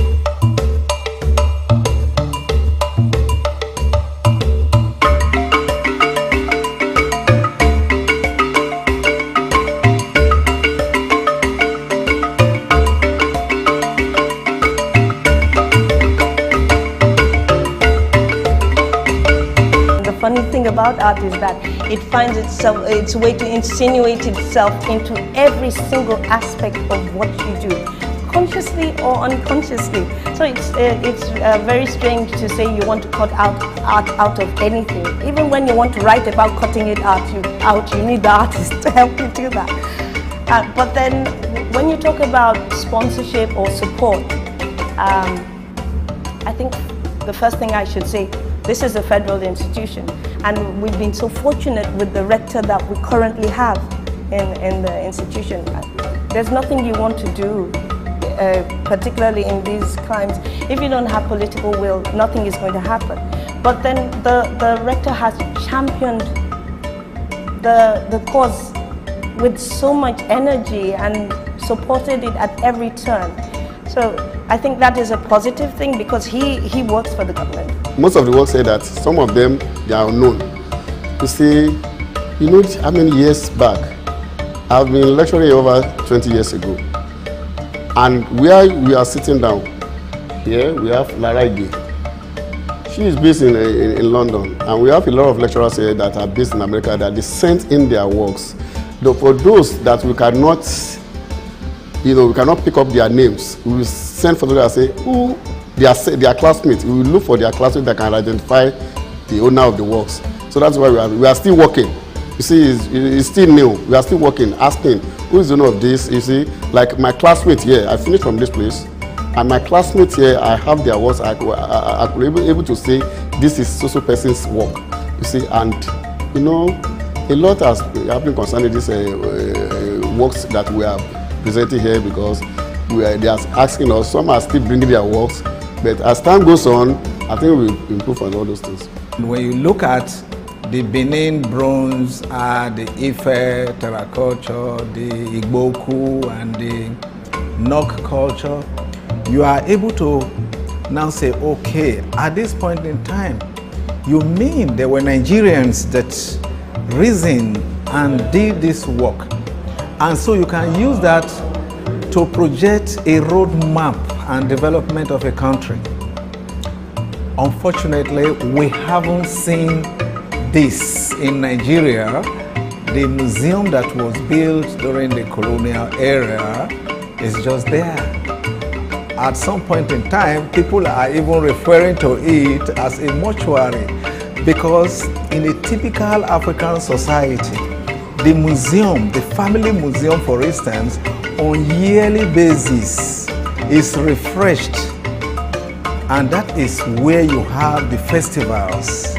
And when you have the festival, you find that the artifacts or the collection or the achievement for that particular year is deposited at the museum, and that is building history. And so when you look at all these artifacts, you are able to record the number of years.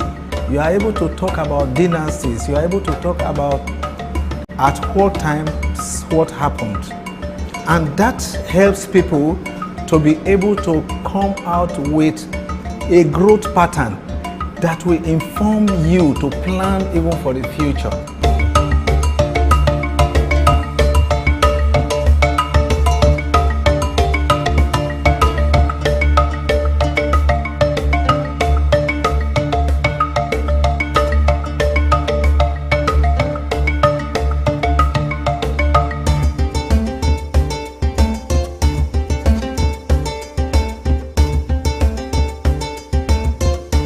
Talking about support, we're very grateful to Ford Foundation for the support so far, and we're looking to support from other areas.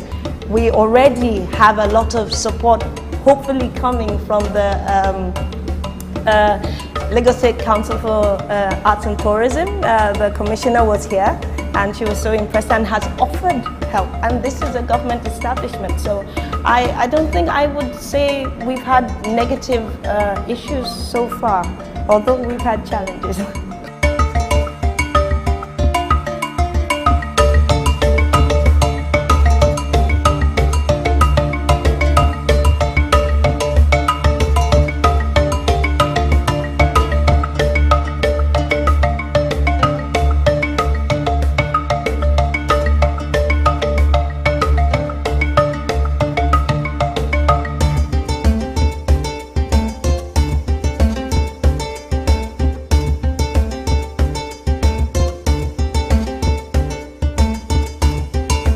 I must emphasize that we are a work in progress.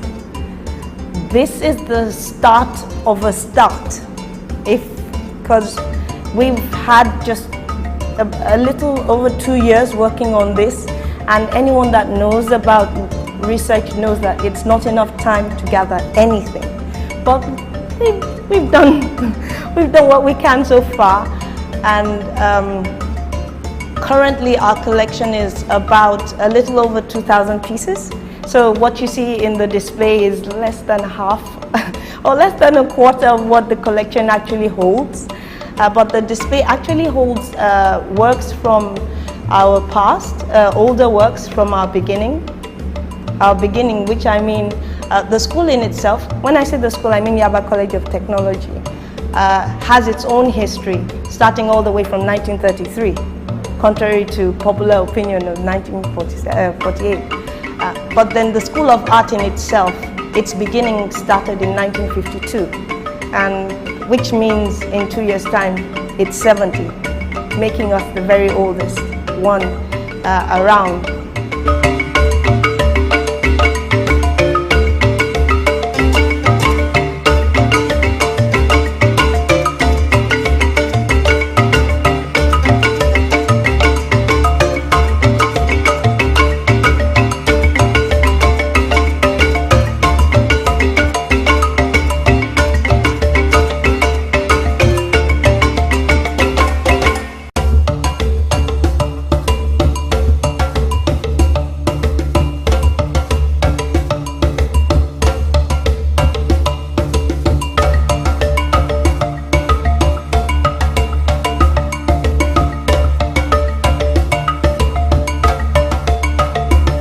We are Nigerians, and problems, challenges that are peculiar to us, we know them, right? So, and also,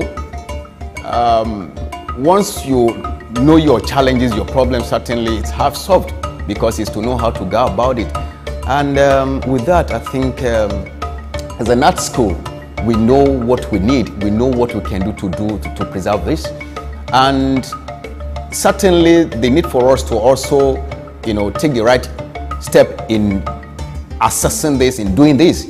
All these have been, have been planned out, and we're working on it. So we know that we have a job to do here, and first is the care for the artworks, because they must be maintained at a particular temperature, right? First, the museum, this particular space, we know what we went through to be able to secure it, regarding some of the elements that we battle with, to be able to have it the way it is today. And we are not resting on our hours. We know that there's still a lot of things to put in place to be able to keep it going. Because like you rightly observe, yes, in Nigeria we know that down to except air that is free to us, every other thing you just have to fight for it. So as an institution, or as a museum, certainly all these are being worked out so that we don't just have it do not seems as if we are just a flash in the pan. No, continuity, maintenance is very, very key, and we are seriously working at that. And I want to believe that very soon we're still going to invite you. You discover that, because every now and then we want to keep on, improving on what we have. We don't have all yet, right?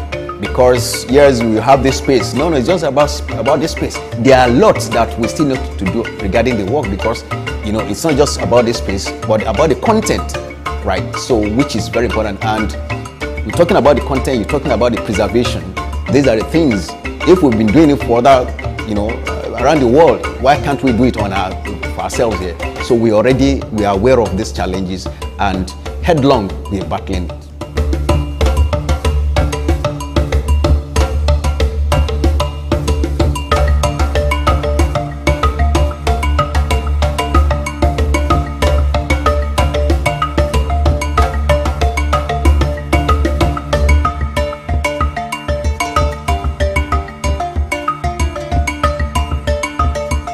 How many museums we do have in Lagos? We have just the National Museum.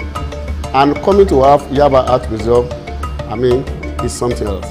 You see, we have a lot of, this art museum now is like a tourism.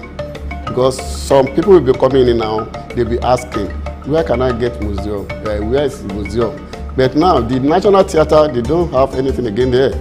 But having this one now at the Art Museum within, you see, it's in this center of Lagos. So it's something that is very, very nice. And because a lot of people, when we opened this place last month, in fact, people have been praising the college for this upbringing, and it's very, very good because most of the people will be benefiting. You see, most of the works we are seeing here are products of our ex-students, and most of the products you are seeing here, we are the supervisors. Like you see the work I'm sitting behind is my work. This work you are seeing behind me is dedicated to the African children, and again dedicated to the children that died during the bomb blast, Ikeja bomb blast. That's why I said I prefer to sit down where this work is, because it's for a purpose. I was hoping to have so many events that are worked into the programs of the museum. Educational events, social events, screenings, excursions. We're hoping to be able to host researchers and different host curators. So it's supposed to become very active in the years coming, at least while I'm working on it. It's hoped that it will become very active during that period.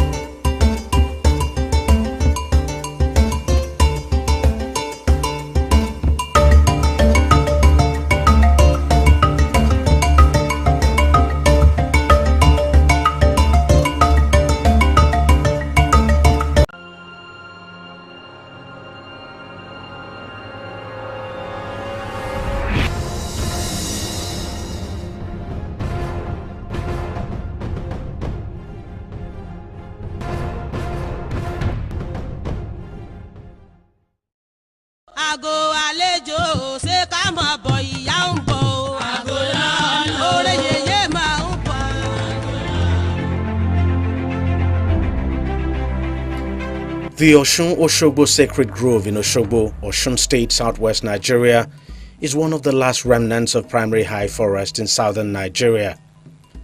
The site, a natural habitat that has been preserved for over 400 years, has served as both a pilgrim point as well as a tourist center for millions of people who visit the site annually to worship and celebrate the Osun goddess that is believed to inhabit the river that runs through the grove, giving the water the ability to heal and grant wishes of its believers. Osun Grove happened to be a site that we all refer to as a living site. It's a living site just because. A little further down